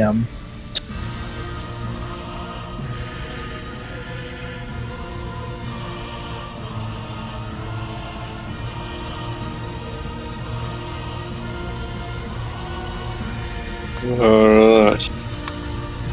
It is destroyed immediately. Is that the closest one or the other furthest? closest one, yeah. Yeah. Cool, it's vaporized. And the polar bear thing that's fighting Keviak retaliates, swinging its stone axe down upon his... Is your head bald, Keviak? It is Just- not. Just balding. His token's fairly accurate. Seems balding to me. He has like a widow's peak. Widow's Peak. That's not really. All right, and raising its massive stone axe, it attempts to part your Widow's Peak with a pair of delivering blows. One of them is crushing for 11 points. Yeah, they both have advantage because I attacked recklessly. Good point. Good point. So it smashes down upon your skull. The trade So- troglodyte. Yep. 6 and 2, so 8. Yeah. 5 and 2. So 7. Right, 5. And the lizard launches itself towards you. It's a tremendous stench, almost overbearing. And it also, It's restrained, and it also takes the 10 feet of the 10 points of damage at the It's start a of its different turn. lizard. Ah, there's another one. it Yeah, launches he- itself towards Keviak and snaps at him. He leaves himself wide open with his reckless attack. 15, 23, 22 Bite misses, the other 2 connect. for a point of damage each. Yeah, so one of these troglodytes is dead, but the other one tries to back away, but it's more or less killed instantly, isn't it? Like, how does it start its turn?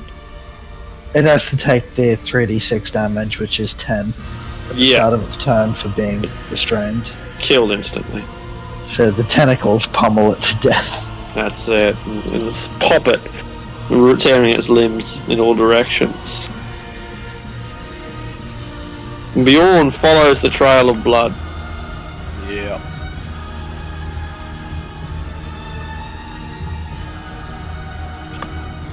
Ariok. Okay. I'm gonna do this, then I have to go to the trouble. Punch. Alright. 19. He certainly is. Okay, I'm gonna spend another key point, bring me to 5. Okay, and punch. That finishes him off. Who needs a party? Okay, I will be back. Alright. Alright, Sanj. Okay, so You've almost made it. Well, not really, but you're getting close. so that is the movement, and then a bonus action dash, kind of like up to Lucius. There's a field of tentacles in front of you. They are not enticing. Yeah, kind of like raise an eyebrow and then look at Lucius and say, "Where did they go? Where's the rest of them?" Around the corner there. And then glancing past Lucius, I kind of catch this this person here, not Drow. Not Is that- Drow, Moon they're not Elf or Drow? something. Yeah, But they're that's locked- right, a moon elf. She's locked in a spacious and a spacious cell that has a good quality lock. All right, I kind of like lean over Lucius's shoulder and say, "Would you like to get out of there?" please. If you're here to rescue me, I will need help finding my spellbook as well. I point a finger at the lock on the door, and I say to Lucius, "Cover your ears, mate. This is going to be pretty loud." I'll cover my ears, but as she says, I need help finding my spellbook, Lucius shoots up straight at attention, hairs standing up, ears twitching. Spellbook. So I unlock the door, and it's a massive audible sound, 300 feet in all directions, pretty much. Knock knock. Who's there? Thank you. I don't think I'll be of much use. I've been tortured and I've been left exhausted. But that's fine. Don't worry about it. Keep an eye out for any dangers. Don't you guys have spare spell books? We don't share them. Okay. Actually, we've got a collection of a dozen of them back in Trollskull. And I'll get to the edge of these tentacles and kind of just stop there as part of the dash, and then end of turn. Aldrich, because the rest of the party opened doors without first consolidating, you are lagging behind through no fault of your own.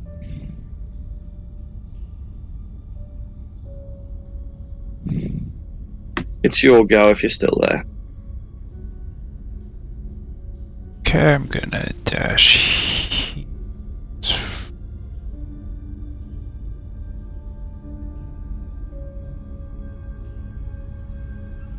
And that's all I can do.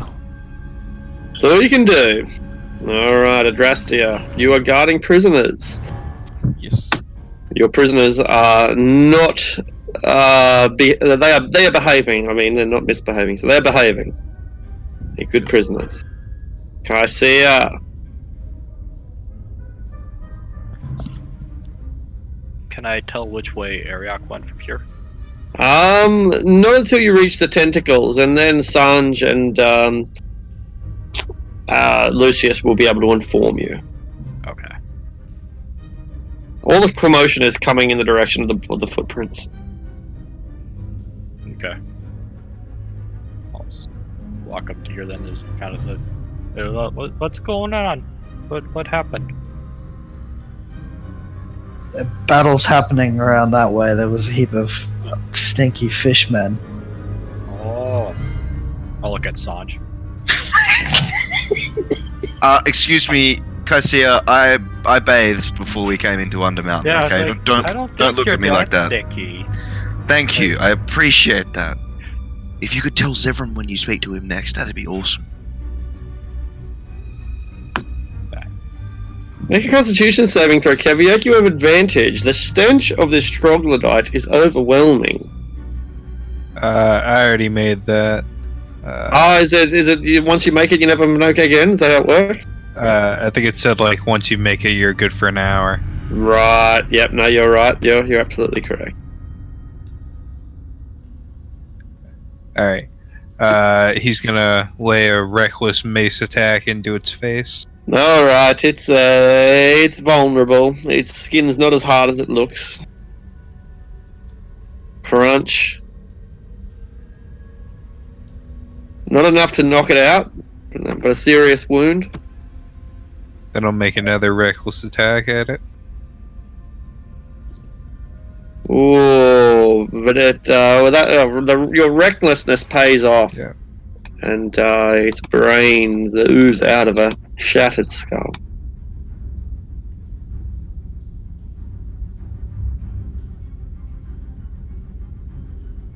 Zevran. I'm gonna move up, sort of be surprised for a moment, and I'm gonna look between Keviak and this Quaggoth, and in Elvish I'm going to command it, heal. Not actually command it, I'm just saying in Elvish, heal. Make an intimidate check at disadvantage.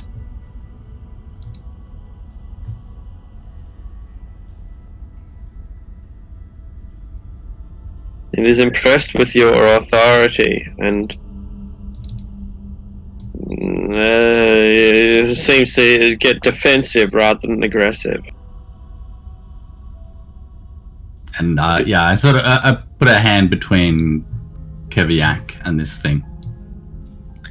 You're asking for a mace to the face, son. He can be of use. Never get between a barbarian and something he's hitting. Just point your mace up that way. He can be of use. Yes. I'll clap my hands together and dispel the tentacles. And then as I start to walk forward, I'll kind of glance at Sergeant Kaisier and just go, "Don't tell Aldrich I can do that."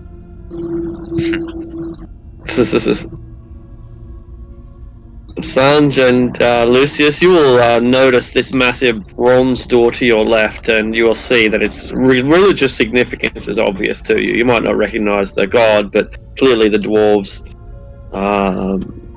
wanted this door to look important. Oh, it's a door. I will wait here then, and we'll open that once they're finished with their fight around the corner there. Quagoth disengages and goes and stands in the corner. Troglodyte is dead. Bjorn?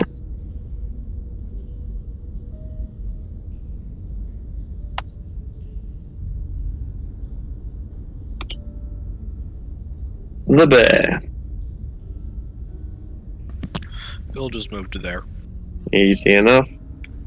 And I believe the battle is over. Unless, Keviak, are you fighting Quagoths? Apparently not. Fight is over. You may consolidate.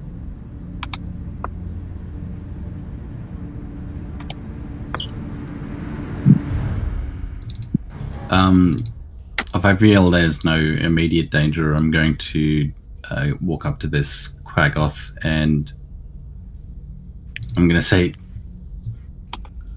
"Do you know what an insurgency is?" Make a persuasion roll.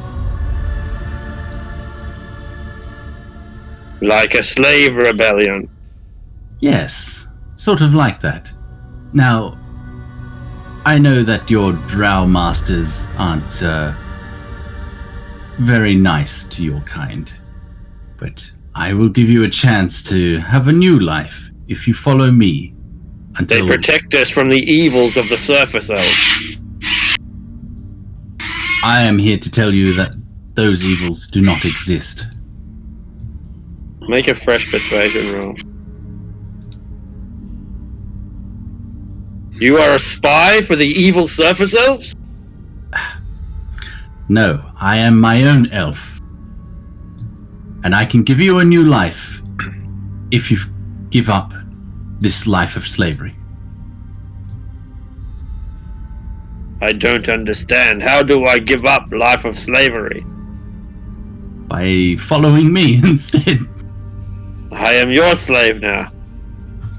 Sure, why not? Yes, let's go with that. I don't trust you, master. Well, you can trust me. And I sort of pat him on the shoulder. He flinches where you hit one of his wounds. I don't want to hit. I heal him up. I'm going to use a spell to healing word him. How many hit points? Yeah.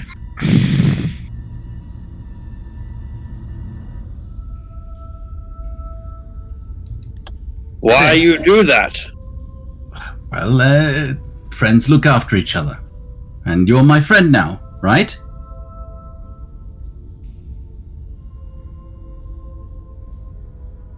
Okay. Great.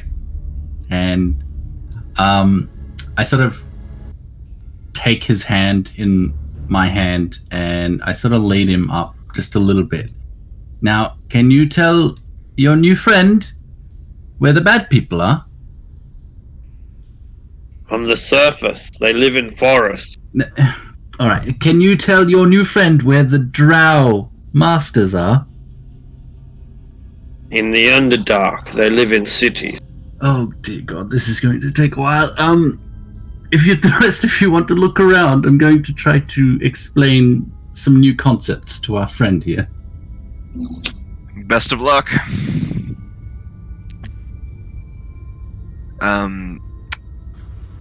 This door here, you mentioned a bunch of kind of religious iconography and so on. Yeah, that's right. Yeah. Is there any way to discern what might lay beyond the door, given clues on the door itself? Oh, probably not. It's likely to have been retrofitted, but nonetheless, you can make an investigation roll. Sure. The religious iconography, is that like dwarven or drow? It Like, is does this dwarven. look like- It's dwarven that's been defaced with drow. Sanj, there is extensive evidence that there is spiderweb thick on the other side. You hear the sound of someone groaning, like a man groaning, as if every now and then he gets a surge of pain. Yep. And even if he didn't want to groan, he is doing so. You also hear the clicking of crossbows, and finally, you hear something dripping, as if coming from the roof. Drip, drip. Okay. It's apart from but the iconography reveals nothing. It's a temple to Dumathoin, one of the dwarven gods, and it's been defaced with all sorts of Loth propaganda, which itself is riding over goblin propaganda and Yeah, okay, sure. so on and so forth. Do you want me to open the door? Hang on. There's definitely There's something waiting for us on the other side. If there's an ambush, could we perhaps grab some? Which way do these doors open, in or out? Out. You know, I have an interesting idea. You know that fiery fellow I'd conjured earlier that helped us out. Well, I'm aware of another fellow. I guess you could say that'd be like a cousin or perhaps a distant relative. Anyway, made of stone, and he's capable of tunneling. So I bring this fellow forward, I get him to tunnel under the door, he pops out, starts causing a ruckus, and we come on through. Ambush diverted, we have the upper hand. Or you could summon another fire elemental. We open the door, he charges in, and we fill the room with fireballs. Sure. Also works. Shall we toss a coin? All right. The wizards tossing coins to decide which of their shenanigans they're going Alright. to go with. Shall we So- go heads for fire elemental? Heads for fire, and we'll say that I'm going to roll a d2, and so a 2 is heads, and heads is fire, 1 is stone. Alright. Heads it is. So I'll Alright, seize everyone. concentration on the expeditious retreat. Stand back from the door. Make way. Alright, so Average. that I'm gonna call over to Zevram from around the corner and say, I think we're just about to proceed into the next area of chambers, Zevram. And that is what America is all about.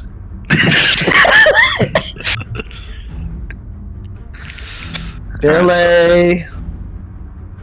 So I bring forward, What? No, Keviak, don't stand there. We're about to fill the place with fire.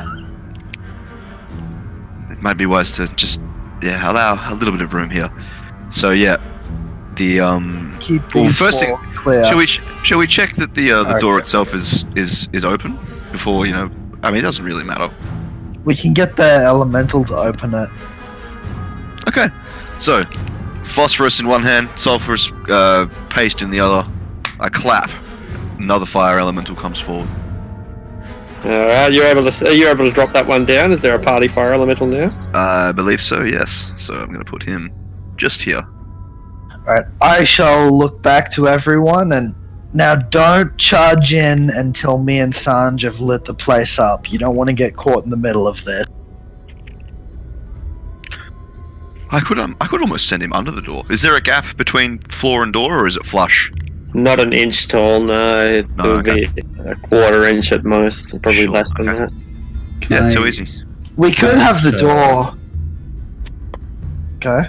I was just going to say, can I usher the Quaggoth a bit forward as well? Sort of in front of me? Alright.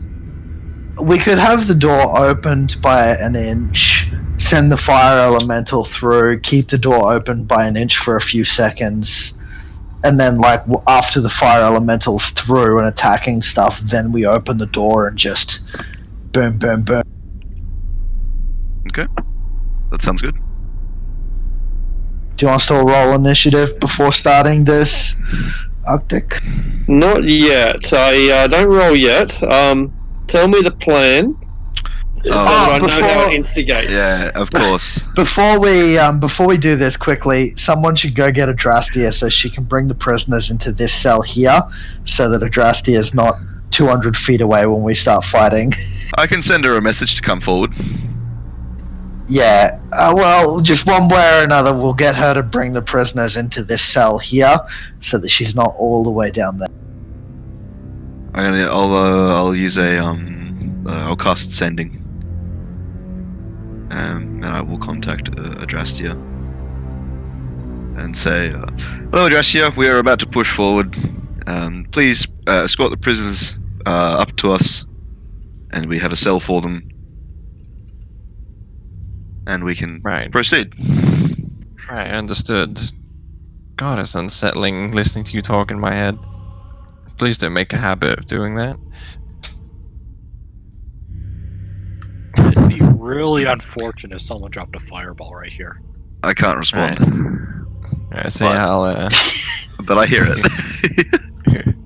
so yeah, I'll tell the two drow that aren't bound to unbind the one stuck to the circle and then start herding them up that way. Oh geez, you left her stuck to the circle? Yeah. The freed one kisses one of her freers passionately, and she responds with a token peck. It's one of those kind of relationships, I see. Go on, keep going. Oh yeah, they're in front. Alright, so I'll just move up. I'll just move them all the way up. I'll just assume they behave then. Yeah, they do, more or less. Like, the one that might not is so heavily injured that she can't really stumble away. You walk past a couple of cells, there are a few drow in those cells, drow males. This must be the room you're talking about. Yeah, so that moon elf, we let her out, and we're going to put the 3 dark elves in there and lock it up again. Where do you put the moon elf? Down south, not in the way of the combat. I'm starting to think you guys had died. Sorry for the delay, we got a little bit caught up and excited. You know how things go. With, Alright. I mean, Keviak, if you want to charge in there with the fire elemental, don't let us stop you. Just know that stuff's gonna happen. Alright, so how are we blocking up this door? You said we were gonna close it or something? Well, yeah, can we make sure that the cell locks, and then the lock that was on there, I'm going to lock it again? Yeah. Alright, so the plan, we're gonna open this door, have this door opened by a fraction. The fire elemental is going to go through. So basically, we're not going to go act until the fire elemental has its turn. So if the fire elemental rolls an initiative of like 3, for example, we're not going to really go until the second round. The fire elemental is going through first, and then after it's gone through, we're going to have the doors opened up all the way, and just me and Sanj are going to start fireballing. Keviak and Ariok can... Who pulls the door open? And Ariok can... who wants to pull the door open? I can with a mage hand, or if it's... It'll be too heavy. Okay. Can the elemental do so? As part of its movement, perhaps? Or... they can't grab things. No, they touch, they don't grab. They wouldn't have any capacity to open a door, to just burn straight through it in most cases. I'm happy to lead the charge on this one. If you're sure. Are you sure? Because actually, the person that's at the front there is gonna really fucking cop it. I want this Quaggoth to trust me, and to trust me, I'm going to get him to do a group exercise, which is open the door. I should mention now, by the way, I don't have fireball prepared. These tight tunnels make me nervous with that spell. I do have lightning bolt prepared, so I'll just use that instead. Good enough. Will you kill me if I don't open the door? No, what's your name? Quag. Oh, all right. Quag, look. Freedom is right through that door. All you need to do is grab it. And maybe put that open as well. Spiders are right through that door. That is the altar of Loth. Well, all the more reason. Once they are dead, you will be free to do whatever you please. Is this how democracy works? Yes, unfortunately it is. Look, democracy works like this. Everyone gets a vote, and the majority gets the decision, all right? So who votes that the Quaggoth opens the door? And I raise my hand. Yeah, so my hand goes up, my mage hand goes up, the fire elemental's hand goes up. If you are powerful, you do all the fighting for the rich men. What is this drivel? Why must white bears always die for... Never. Oh, for fuck's sake, I open the door. No, anyway. So, here we are. Well, I'll reset the scene. So, you're standing at the front of a dwarven door. And the door is, got the insignias of the dwarven religion, the Doomathorn. They've been graffitied with goblin and drow script. The fire elemental is ready to go, but it can't open the door. The door handles require a bit of strength to pull. It's like a DC 15 check. It's pretty easy, but it's, the fire elemental is just not capable. Likewise, the mage hand doesn't have the strength. The doors remain closed. We expect that they are expecting us.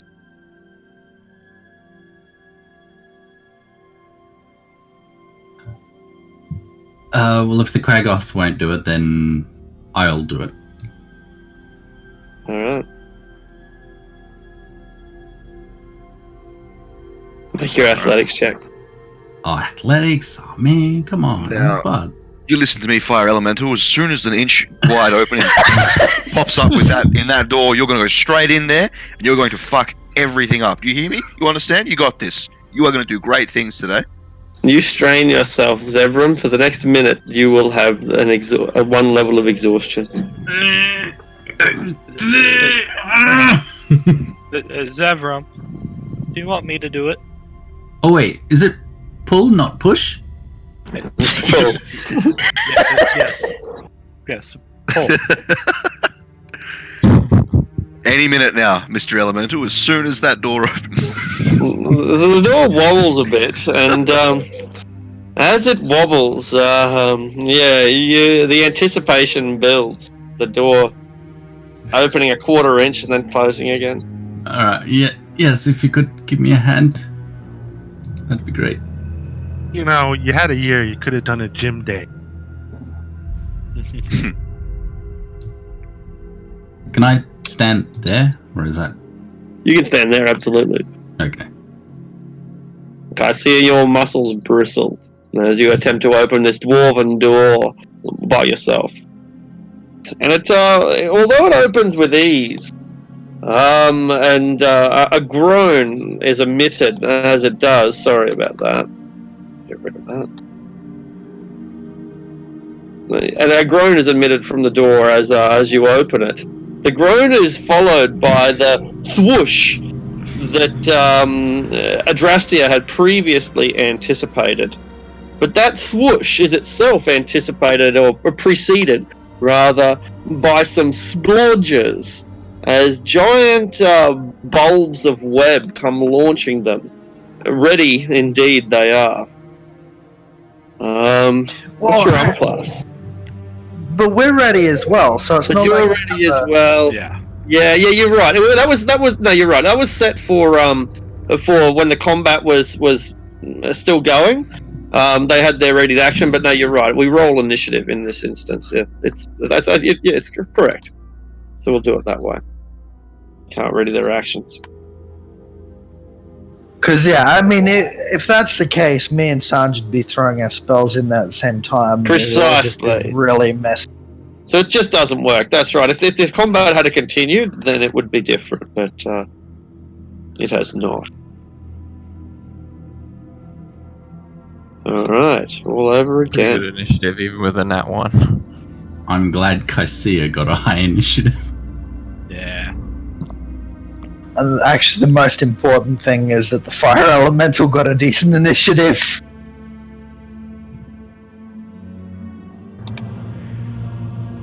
Because you can only imagine if the fire elemental didn't go until like 3 on the initiative order again.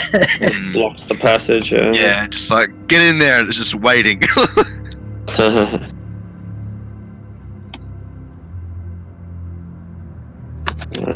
This is gonna be Drow, giant, swarm, drow.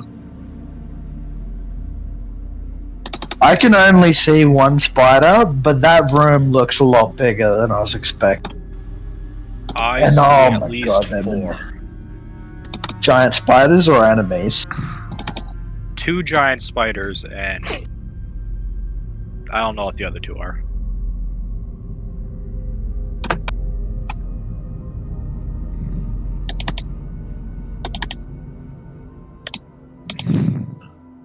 Well, that might be it. We'll pretend that it is. Okay. The drow, who have 120-foot dark vision, not that they need it because you're illuminated by fire elementals, open fire. 1, 2 drow. You can... I'll look through your eyes, Kaisia, so I can see what you can see. Alright. You can just make out one of the drow. There are 3, not 2. The 2 of them have advantage, one of them does not. Okay. This one does not have advantage. A 20? Does a 20 hit? Yes, it does. Alright, make a constitution saving throw. Boy. Okay, you're good. The next one has advantage. Does a 14 hit? It does not. Alright, and finally, advantage 23. Make another That constitution does. saving throw. Oh no. I'll Oh, use no. inspiration on that. Absolutely. There we go. Alright, That's better. you're perfectly fine. And that is the... who has the highest perception? Is it? Yeah, passive perception. Aldrich, probably. Definitely Eldridge. And is Aldrich here? Are you here, Billy? Yeah. Alright, what's your passive perception? It is, what is it, 19. Cool. You hear activity to the south. It sounds like the soft squeal of a girl being punched in the guts.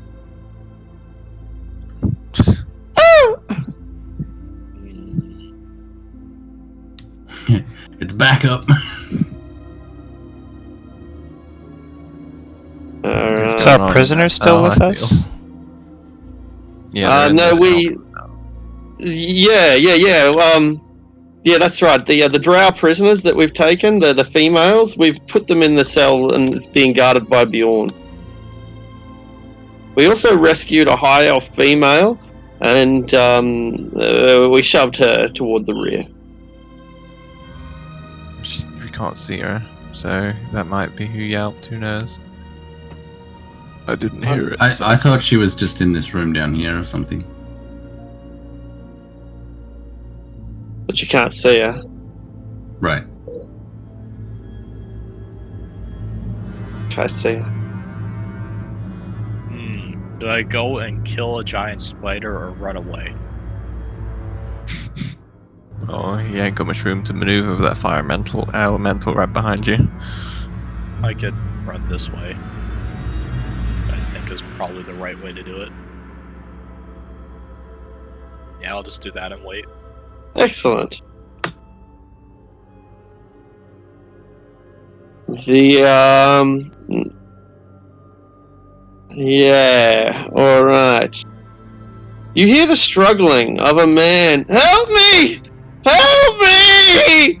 He screams from far off into the darkness, and he strains against the chain. Strain! I am your ally! I will be as persistent! Ah! The fire elemental. Kind of breezes past this fellow here. I think that's a giant spider, and he's going to Yes. make his multi attack.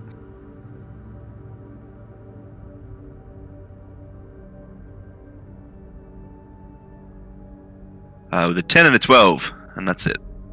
Alright. Now he should be providing illumination. Is he doing it now? Yeah. It looks I think like so. Beautiful.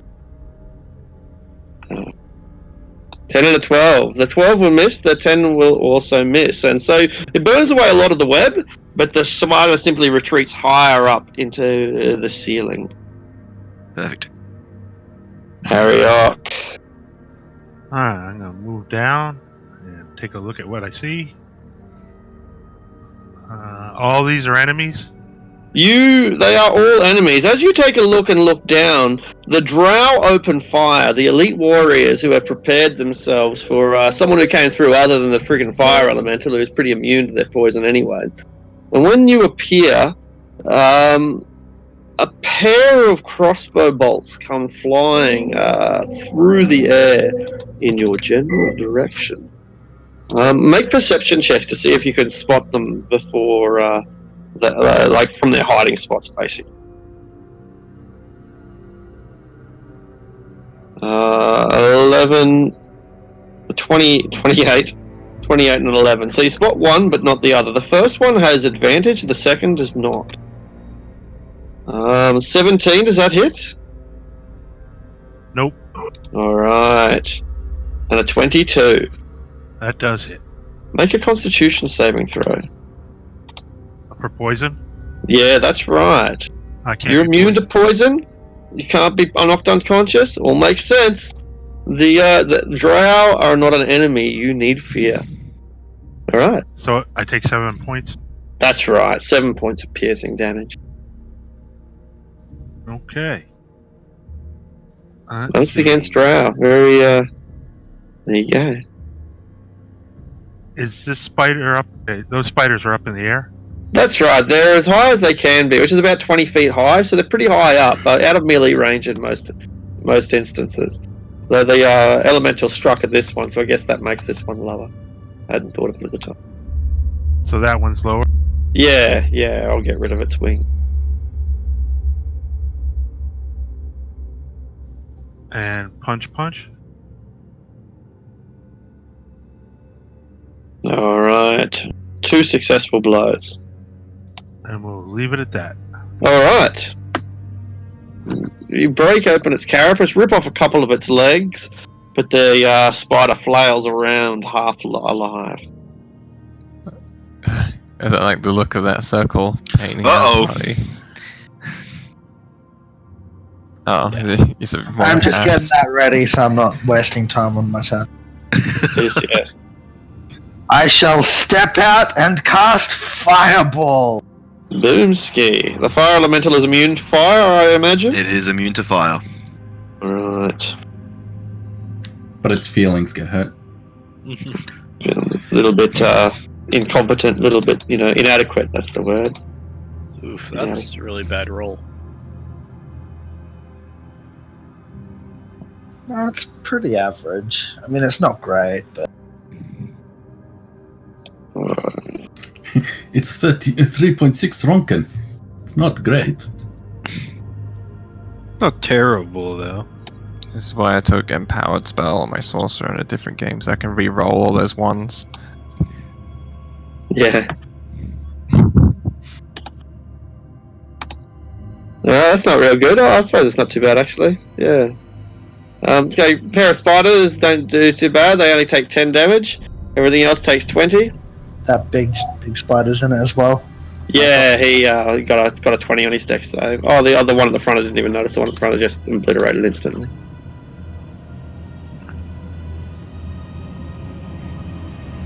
Oh, alright. Yeah, so they weather the blast surprisingly well.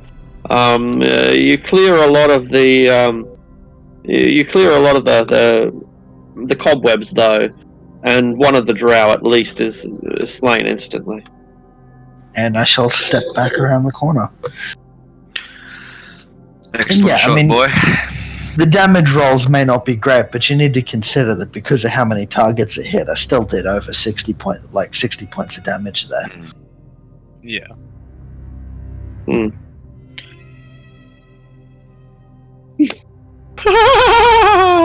Someone laughs. A woman laughs from deep within the halls. They echo as her mocking laughter reverberates off the walls of this ancient dwarven temple. Welcome to the Temple of Love, she claims. Now you can see the glory too. Come forth, child of love. And she attempts to open a portal to the abyss, from which she can wrench forward a demon, Oh. one of the handmaidens of Loth, a Yoklol. No, not a lot, Yocklaw, fuck. On a 1 to 30, she shall succeed. It would appear she does not have Lot's favour today. Should have prayed harder. Yep. Should have whipped Gee. more drow. She feels agony as Loth deals her retribution to this foolish wench.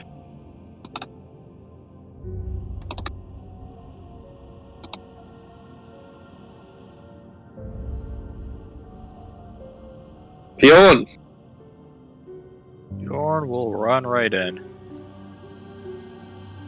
I always did like that bear. You say that like you're never going to see him again. Yeah, I know. No, he's just like me. Run right in.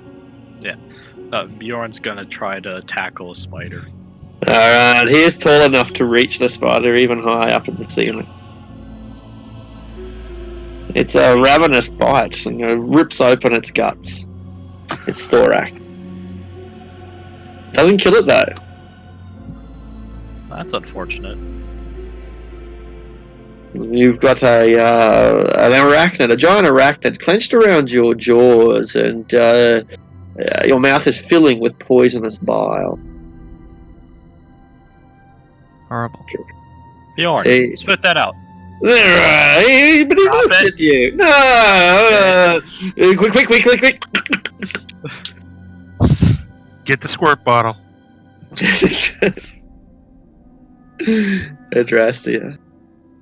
Is a passive perception of 16 enough to have noticed the yelp from the south? Ooh, I have to roll up and have a look. I think it was. Yeah. I think the stealth roll was like 11. Yeah, exactly.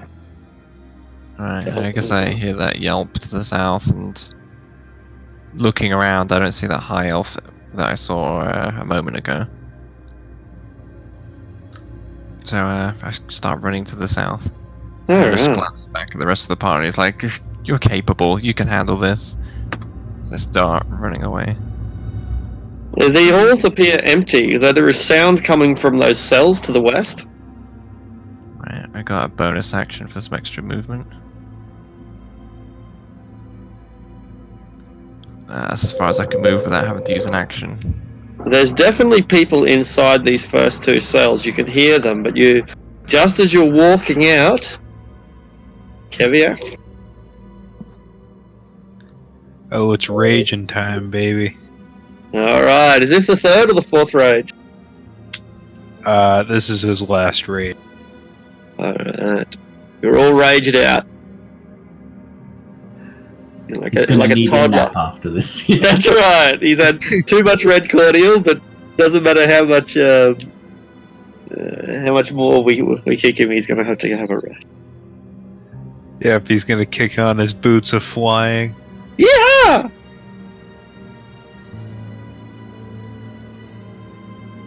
Immediately see the spider and give it 2 reckless attacks to the face. Zoom! You got these like little trail of green and yellow energy trailing behind your boots like some 1950s manga character. 21 and 18. Very reckless indeed. Is there any other attack? The first blow dislodges it from the roof, and the second one sends it crashing to the ground below. No one's under it? No, I didn't think so. Alright. Do you use any more of your movement as you fly around in like some kind of pixie? He's gonna drop back to the floor behind the polar bear. Alright. Zevram, it appears that there is quite a lot of going on in this hallway. We've only just barely opened the door, but we're launching our surprise assault onto a temple of Doomathorn taken over by the priestesses of law. Right. I'm going to use 30 foot of movement, or 25 foot rather. Get up there. And I will. What are these drow wearing? Or Good question. Yeah. All right. Some of the drow are wearing studded leather and have shields and hand crossbows in the other hands. That's pretty cool. Shield, hand crossbow, studded leather. They look pretty badass. The other drow, I believe they got chain shirts. Yeah, that's right. Chain shirts. They likewise have hand crossbows, but they don't look as cool when they wield them. That's subjective. That's not subjective. Sure. Guess I'm going to use a bonus action to cast Hex on this guy. All right. And then I will also Vicious Mockery him as well. Actually, sorry, not him. I'll Vicious Mockery the Spoda. Oh, indeed. How are you going to mock a spider? What insult might a spider find delectable? Stick around, dumbass. The spider does not appreciate your sense of humor. It finds you crude and a little bit juvenile. Yeah, well, So, you so bitch. it's entirely accurate. Wow. That's subjective.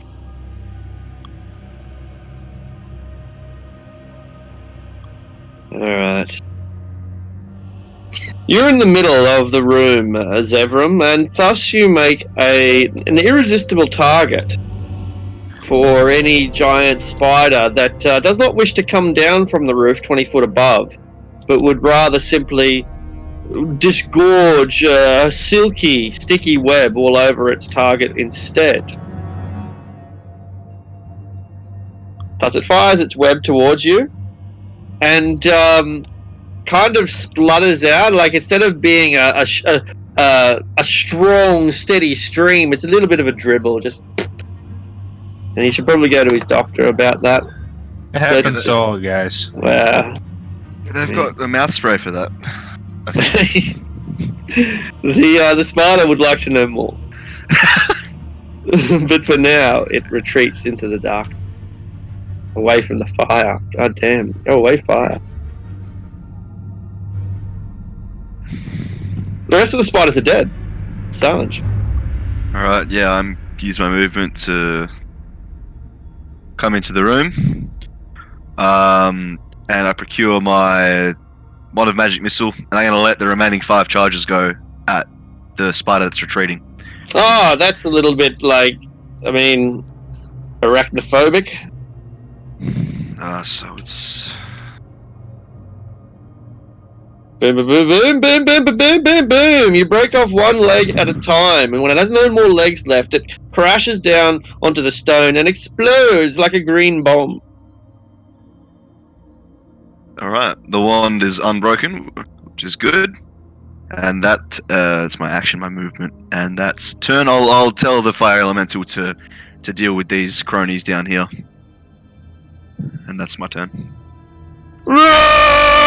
Save the mistresses! A voice comes bellowing from the northern passage, and 3 Quaggoths, loyal in their defense of the Drow race. The Drow race which has done so much for them, so much good in the past. The Quaggoths can never truly repay them for their generosity, but if they can at least die for them, then, well, perhaps Loth will show them some favor in the afterlife.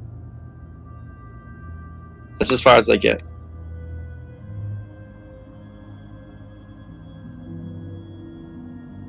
Swarms of spiders rush towards Zevram, and they intend to crawl all over him, into his pockets and into his pantses. But while well, if they can make it. While one swarm goes up one leg, another swarm up another leg, and the third swarm leaps straight towards the middle leg, the one of the spiders manages to crawl all the way up to your neck and your chest and begins biting all over your body. But only one of them reaches you. I let out some very girlish screams. Your screams protect you for now.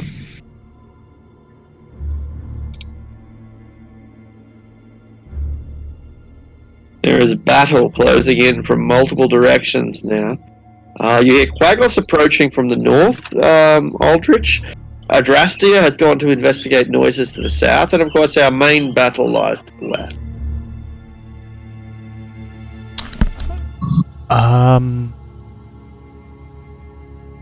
Going to run right here. If I run past this guy, he gets an attack of opportunity. Yeah, that's right. Assuming he is aggressive, which he might not be.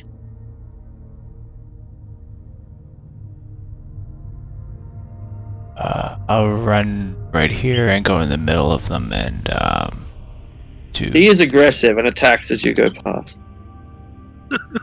Is that Zevram's friend? Yes. I knew I kept him around for a reason. Billy's going to attack some Quaggoths. What you going to do, right? Gotta help a brother out. He missed. If you get that, yeah. 20. And his stone axe will not break through your fine steel. And then I'll sprout some necrotic wings, and then be a DC 12 for fear or fright. All right. Is it just the ones in 5 feet? It's where I think it's everyone in 10 feet of me that I can see. 1, 2. Cool. So it's just these 3. All right. Wisdom, right? Surely charisma. 1, 2, 3.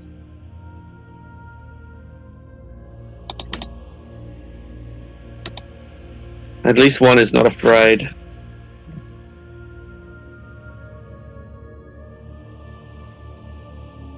Okay, so what's the effect? Become frightened and extra necrotic damage. Yeah, that's what I thought.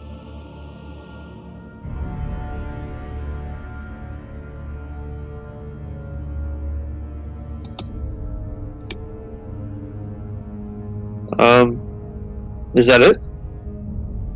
Yep, that'll be the end of my turn. Because that's an action. Cool. The silence was beginning to cause me a little bit of concern. Excellent.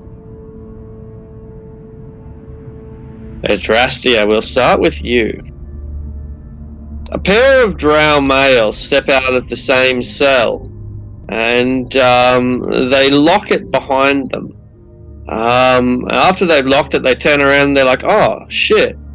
I guess we better draw our swords and attack you." And so they do that. They really weren't expecting you to be there.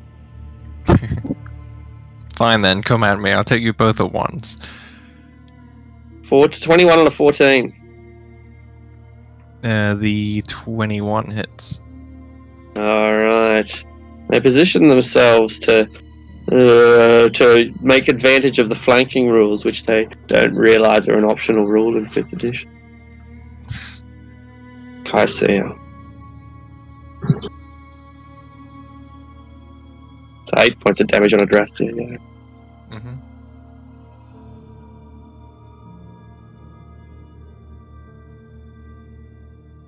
I see your bears run into the temple, but there are Quaggoths approaching from the north, including one who opportunistically struck out at Aldrich.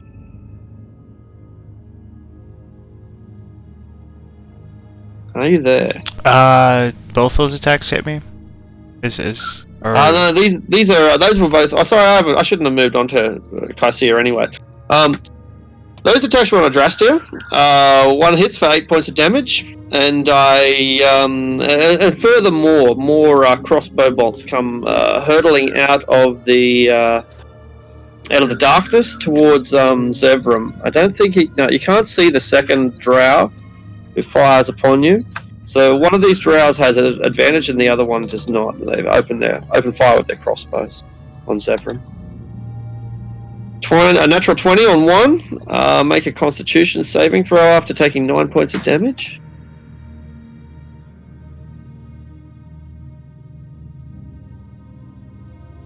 Alright. You are poisoned, ironically, by drow venom. I haven't used my inspiration yet, have I? I don't think so. I might use it on this. Yeah. Great. Alright, this one does not have advantage, so the 13 will not hit, surely. He backs up. Sticking behind pillars and poles of dwarven make for some sort of protection. Alright, that's the drow. Kycia, are you there?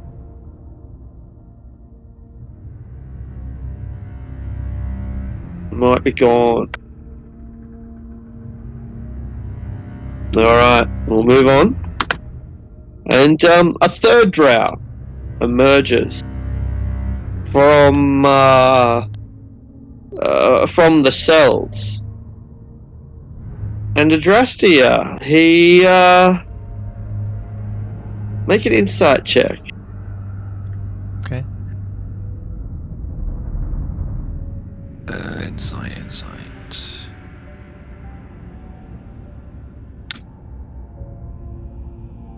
You have no recollection of this individual.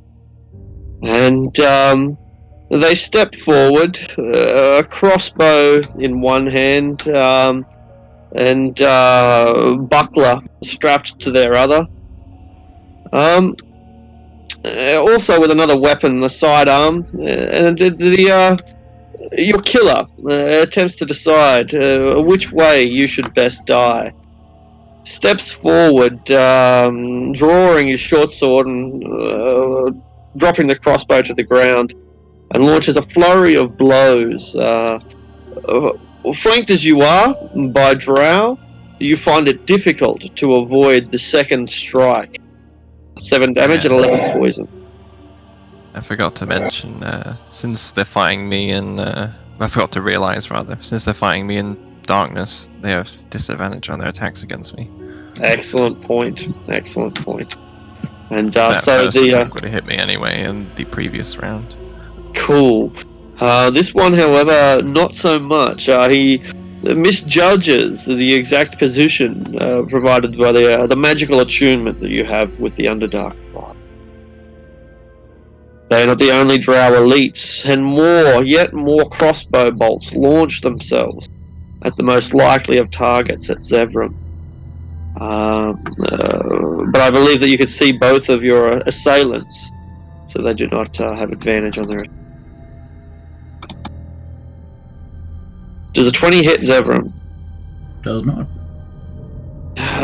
Finding this to be frustrating, they then retreat into the darkness, or deeper into the temple at least.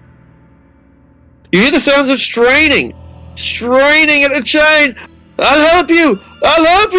Ah! And then the snap of a chain.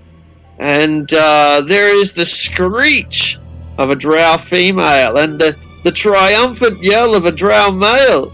And he attempts to strangle the female up high on the altar. You can't see any of this, but you can hear you can hear the struggle being undertaken.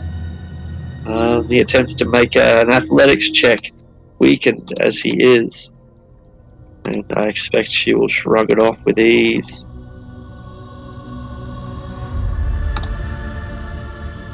Yes. So there's someone struggling up there far in the distance, but you can't. You can only hear what's going on. You can't see it. The fire elemental. The fire elemental is going to shrink in size and move through the spaces of these three swarms here before ending up out the other side. So in doing so, they each take a D10 worth of fire damage, and I think this one can then also make an opportunity attack if it wants to. 1, 2, 3. So I'll roll just 3 D10s. So the first two take 4, and the final one takes 3. All right. Those attacks miss, and then it's going to make it grow in size again and make its multi-attack on these two. Blazing fire.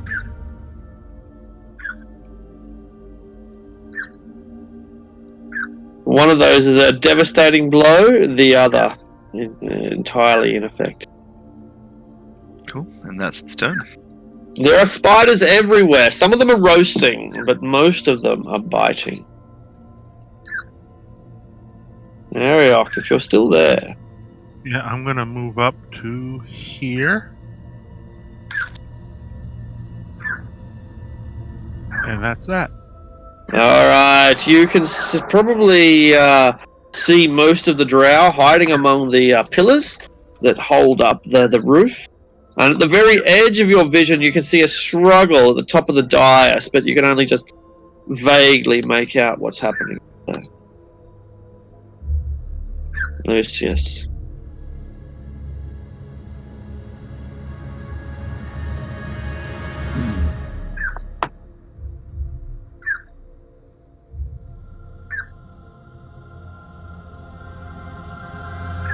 I don't even know where Lucius is. I can't see him.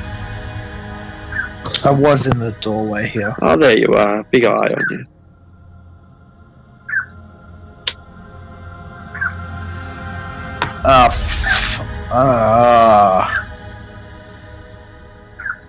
It's quite an army. Hidden there. Yeah, that's right. Well, hidden is the right word. Like, they haven't taken the hide action, but they're trying to take cover at least. Just gonna briefly move my token back to grab my fireball token.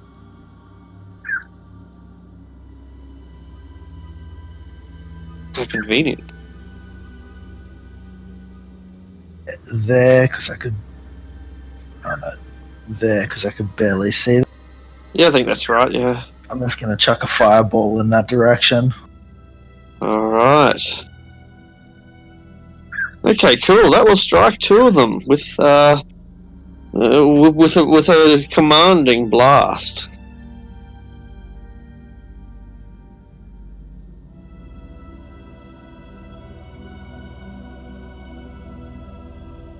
One of the drow is instantly incinerated. But the one with the shield and the leather, who is undeniably, objectively cooler than his kinsman, dodges out of the way, a little more than his eyebrows being singed. So, I mean, he still takes 15 points of damage. Well, they're big eyebrows.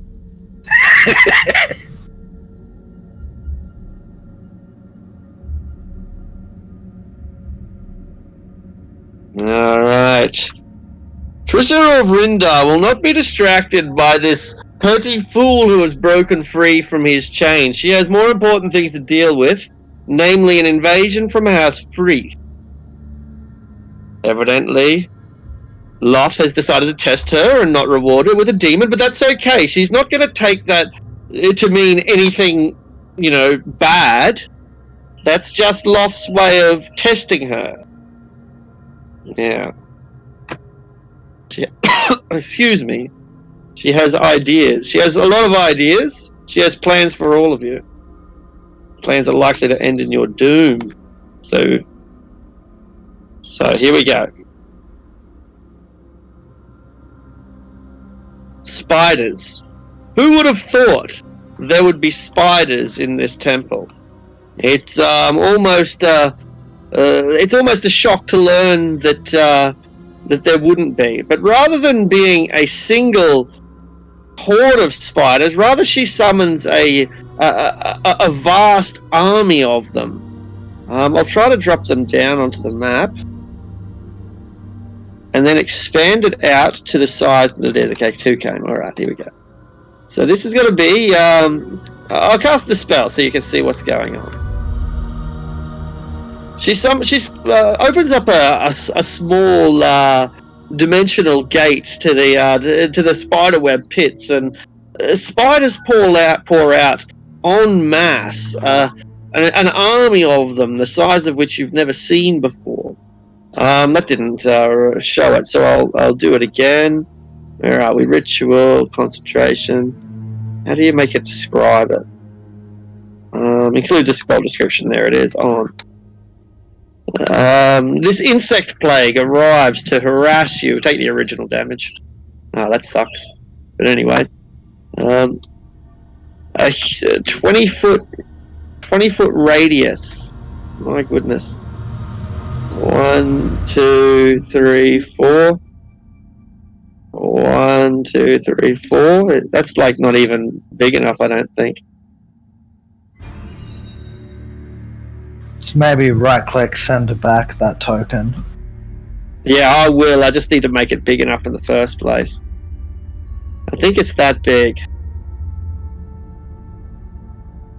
It's the same radius as the, I think it's fireball. a. Yeah. It's 1 too small. All right, needs to be bigger. We can make it bigger. Fuck this spell, eh? Wowzers, this is fucking ridiculous. Okay, sweet. Okay. The area is difficult terrain. When it appears, each creature must make a con save. You take 4d10. In this case, it's the lower damage, not the higher. It's the 18. Or half as much if you save, so 9 if you save. Not to mention your concentration checks on any spells you might be upholding. Yeah. Must also make a saving throw when it enters, or ends its turn there. So this is for the spell. So I take 18 points of damage. Oh, thank God. That would have been very bad if you'd failed that con check. That's coming up next. Oh. This is the concentration saving throw. I'm gonna use my inspiration for this. Roger that. Okay. Alright. This is interesting. No, it doesn't. It stays. Yeah, it becomes turns hostile. hostile. I will. You're right. Yeah, I'll yeah. link the spell again for your reference. Yeah. I should know that. Let's see. It is broken. Yeah, you lose control of it, becomes hostile towards you, and companions might attack, and disappears an hour after we summon it. All right. What was its initiative? And that's a great question. yeah, I know, right? Hang on, I'll scroll up and try and find it. Yeah. I also think it had Okay. 93 HP at the moment. Well done. 18 the, initiative. Yeah, okay. Well, that sucks. 8 initiative, was it? 18. 18.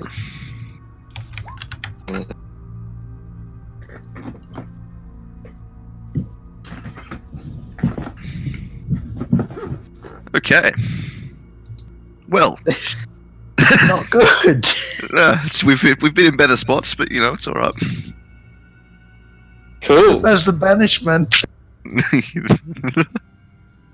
Alright.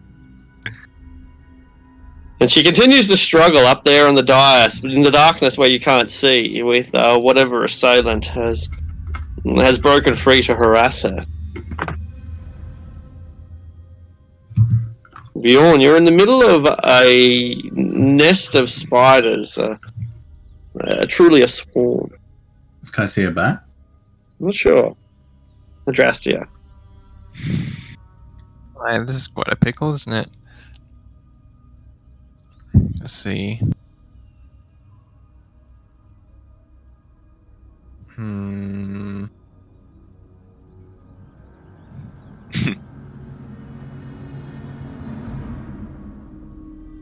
I got one move I could make, but if it fails, then it's like a, you know, if it fails, I'm in big trouble kind of move. Yeah, and judging by this this skilled male with his sword and shield, you think that he's probably your equal in combat. To have these allies with him will likely turn the battle in his favour. Yeah, I recognize the danger that I'm in now.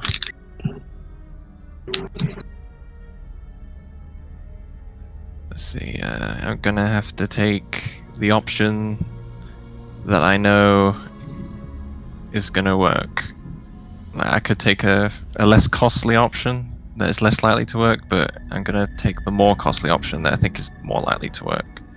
Because I'm not gonna risk dying here.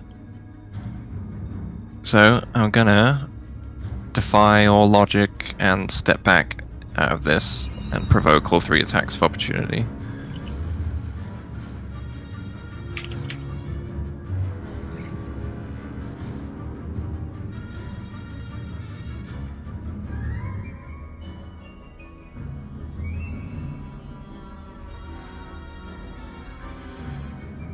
Okay, so that's 1 hit for 5.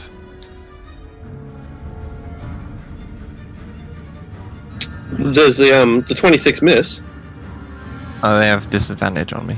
Oh, right, of course, yeah, so 23 misses, right. See the 3rd attack. Oh, right. Yeah, so the elite hits me and the regular drow hits me for 5. So that's 24 in total, I think? No, 34. 24. No, it is 24. Yeah.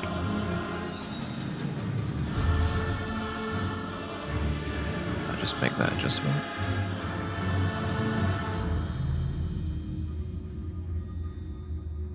Ouch. So now that I'm out of their range, I'll Yeah. step back more. I'm gonna step back some more. Sorry, Sanj. I hate to waste these, but I really need to use one right now. Gonna, let's see, a 20 foot. About here should do it. Yeah. So I'll shoot a firebolt, a Sanj patented firebolt. Yes. Right there. Alright, kaboom! To affect the 3 of them. I don't have Alright. firebolt listed, so if somebody does have fireball, roll that for me if you would. At 3rd level. I think it's 3rd level, right? Yeah, it's 3rd level. Boom. There we go. It will kill the 2 drow instantly. But the one who is has his shield prepared, he backflips out of the way so that only his boots and his cloak are burned. Alright, and then with my 2nd attack, I'm going to do a bonus action first to put Hunter's Mark on him. Alright. And then with my 2nd attack, I'll fire a what kind of bolts do I have available? A drow poison bolt at him. It seems excessive to allow the use of a fireball and an attack beyond that. So Yeah, you're right. I'll call it using an action to use those firebolts, and using an action takes an action. Using an item, yeah. Yeah, I'd probably Theoretically. treat it like a spell scroll that can Yeah. be used by Yeah. a non-wizard. Because that you could theoretically pump like 5 of those out in turn, which Exactly. which is insane. And if you start making disintegration bolts, then yeah, Thanks for the idea. that's a good idea. Yeah, you're absolutely That's right. right. So I will still use my bonus action to put Hunter's Mark on him there. Cool.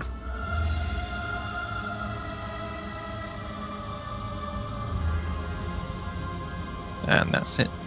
Keviak's up. You're in spiders, Kivio. Alright. Yeah, he's unhappy about that. In fact, he's generally unhappy with the situation. That fire elemental doesn't look so friendly all of a sudden. So what he's gonna do is he's gonna click his heels together. And I'm gonna give myself a little marker. Good idea. There's a boot marker there if you want to use that. Or a I fly. have the wing marker and the boot marker. Perfect. And he's going to fly up and out at like a 45-degree angle, basically up to the ceiling, or as close as he can get. How high is it? Yeah, 30 foot high. Alright, yeah. 20 foot at the start, but it goes to 30 foot in the middle. Yeah. Yeah. And he's gonna fling at that guy. Alright, here's a bit of cover from the pillar, dwarven make, you know, and that combined with his agility and his shield, it makes him a difficult target.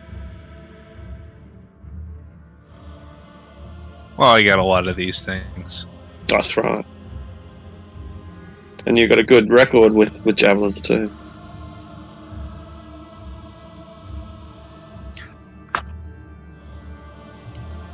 So it's a 14, right?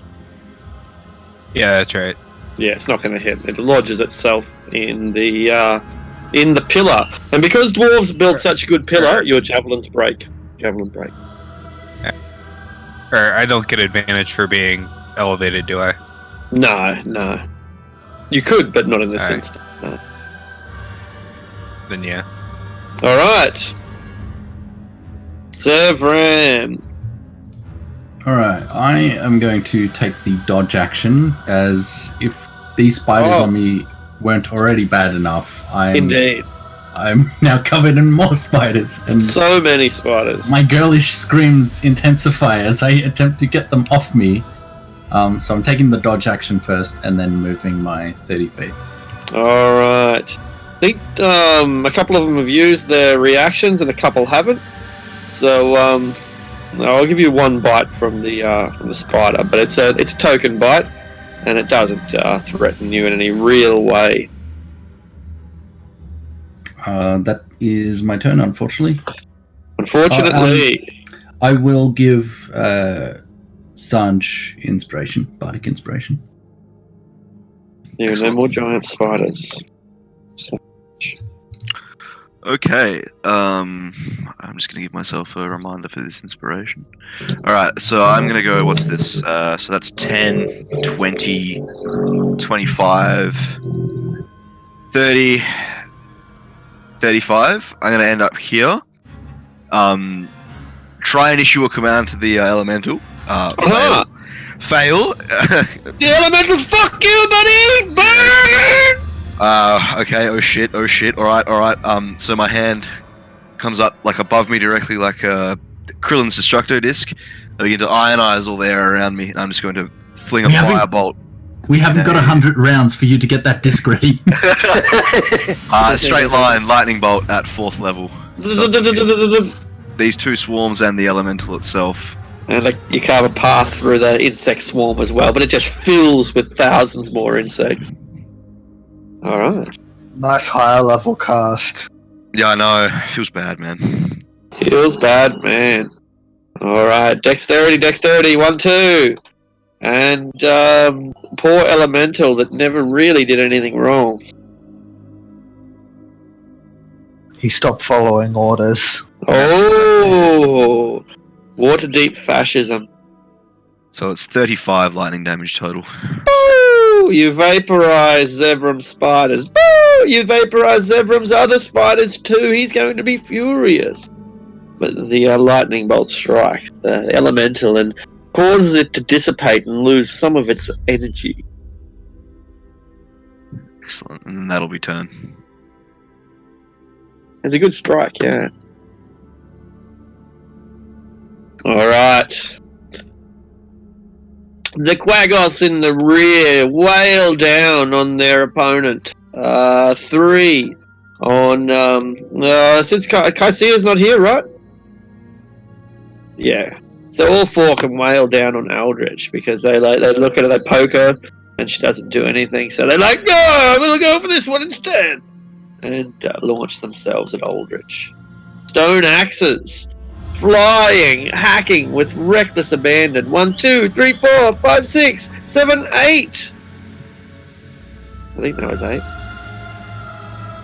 Were any of them feared when he did his frighten last turn? Ah, yeah.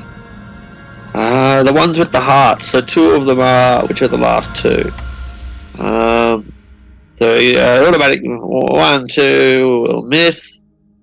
19, I think, will miss. 7, 10.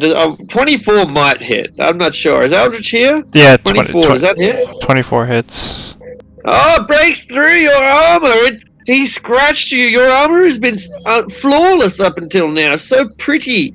But he just kind of broke it a little bit. It's like, it's not perfect anymore. I'd be furious. 10 points of damage.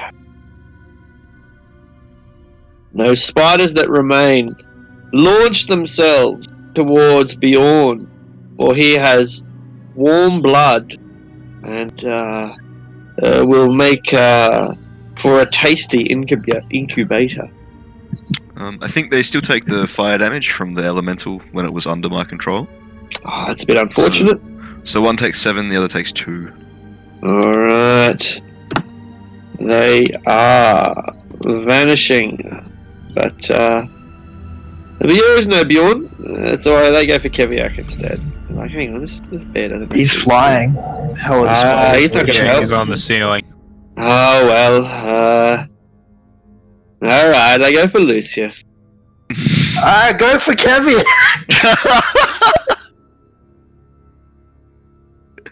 What choice do they have?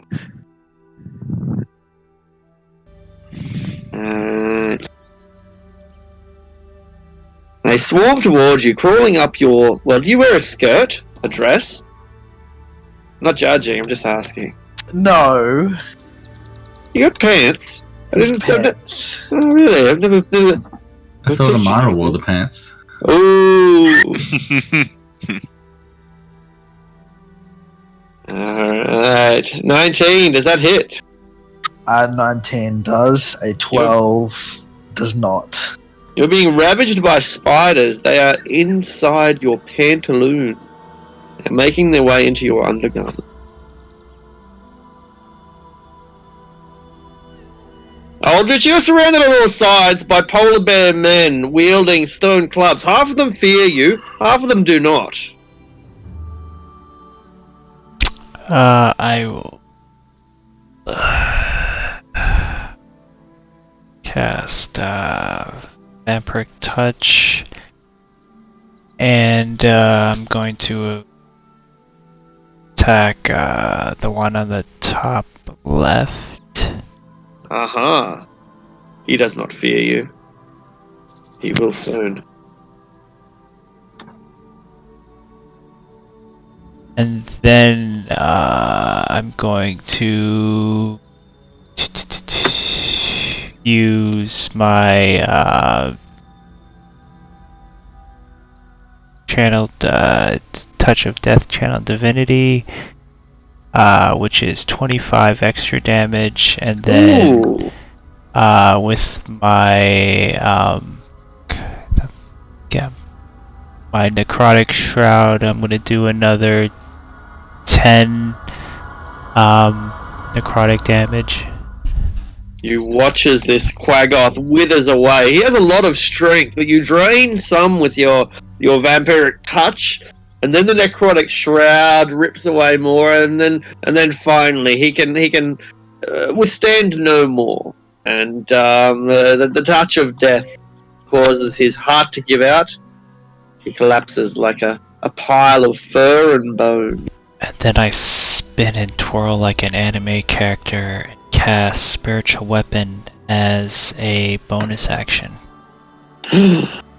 Your weapon is filled with the spirit of Leviathan, who is so pleased with you recently. You've been such a good boy. And I attack the bottom right. Oh.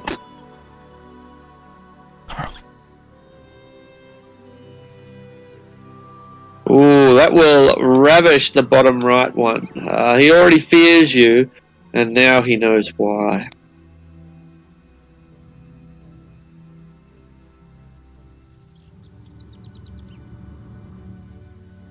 Well, So do we want to leave it there since we're at the top of the round now and it's 5 o'clock? indeed, that shall be the position where we remain in a brutal cutthroat battle that, when you really think about it, has continued ever since you first stumbled into that tunnel and alerted the Drider. It's been one ongoing stream of combat with only a few moments to catch your breath in between. The combat truly started when Zevram turned into a squid and squirted out black ink the second he got scared.